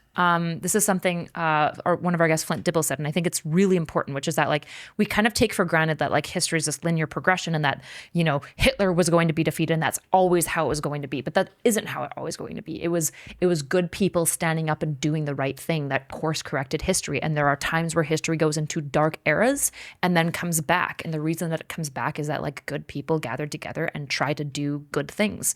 And so essentially like I have faith in other people because I think it's like a strategic necessity, essentially, to quote Wayman from Anything Everywhere All at Once, which is why I don't want to be like doomer pilled. If like some tool can be used for like great amounts of harm, it theoretically can also be used for great amounts of good. Like the nuclear bomb is horrific, but nuclear energy is, if we can get over it, probably one of the best futures to sustainable, incredible energy. I love to hear it. Yeah. Yeah.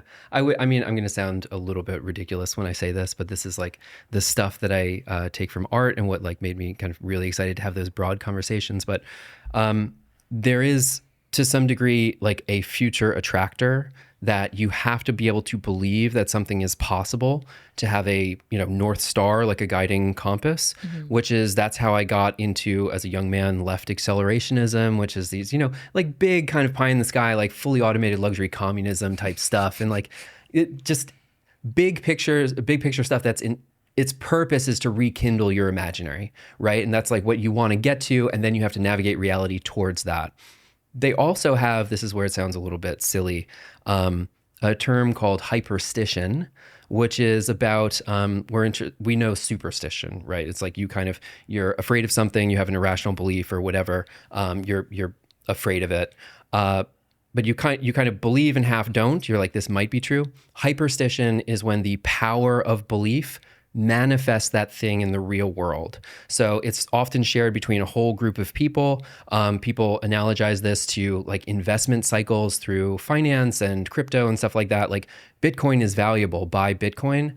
Through the power of that belief, it then actually accumulates value when people do that. So if you're funding a startup and you tell everyone this tool is going to change the world, and then a bunch of people pull investment, like then it actually does become valuable and whatever. So the ability to, in this like, you know, end of history, super doomer conversation, the ability to imagine a better world is absolutely, absolutely necessary. And it is not class struggle. It's not the stuff of politics, but I don't understand how you get into doing actual politics unless you have some type of like imaginary. So yeah, you do that, or you have like an evil enemy you want to crush and destroy. I feel like those are two major drivers. I don't know if we want to do the like kind of Schmittian version of like having I don't know if that leads towards where I want necessarily. Yeah, that was a solid derail. But yeah, no, I hear what you're saying.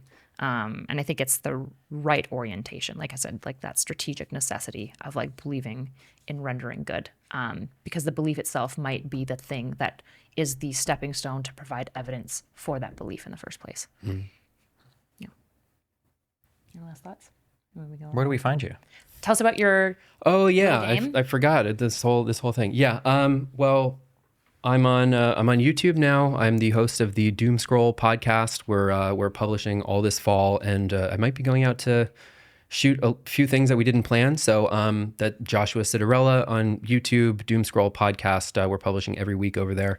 I am also on Substack and Patreon and my name on all of the platforms. So yeah, that's what I'm doing. And I wanted to gift these at the beginning, but it seemed like a little bit of an unserious way to begin this very like academic, rigorous conversation. But I brought each of you, unfortunately, one pair of dice. But I made this card game, Class Fantasy, where you play as the kind of conventional. This is why I think role playing is like so important. The conventional characters of like fantasy, Dungeons and Dragons, the thief, the wizard, the whatever.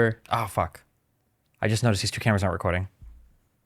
I don't think it was for that long. Sorry. Keep going. We outlasted the... Okay, well, You're here. You're on this one still. Yeah. That one's capturing, so keep going. Okay, the thief, yeah. And those characters are mapped to the political compass where you build political coalitions and you kind of fight in this like agonistic battle scenario. So yeah, it's been fun. And I don't know, I wrote a book on this stuff. I care about it in a rigorous way. And then 6 years later, I made a game. So it's cool. I allowed myself to have some fun. Awesome. Yeah. Cool. But thanks. This has been super interesting. And I assumed when I walked in here this morning that I was, walking to my own execution. But I think we actually did a kind of fair job discussing this stuff. Cool. Awesome. Thanks a lot for joining us. Yeah. Thank you. Hey, thanks a lot for joining us. If you enjoyed this episode, make sure to subscribe to the Patreon, which is at Bridges Studio? Patreon at Bridges Studio? Probably. I don't know. Patreon.com/Bridges Studio. Yeah, if you want to keep seeing interviews like this. Thanks a lot. Thanks, guys. Don't forget as well to check out our sponsors, Ground News and Skillshare. They have been excellent supporters of the show. Ground News is my #1 go-to news source. It just conglomerates a bunch of news articles and tells you the bias of those news articles, so you can pick a story and kind of quickly cycle through numerous biases of the presentation to figure out what happened with any sort of situation.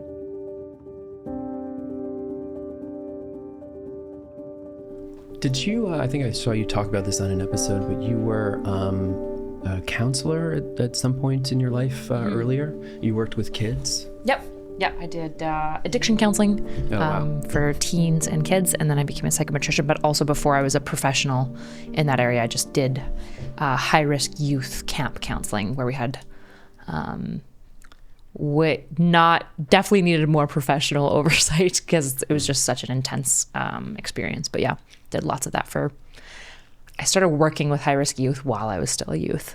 We just lied about my age when the auditors came by. But yeah, been doing it for 12 years. Well, you still do it?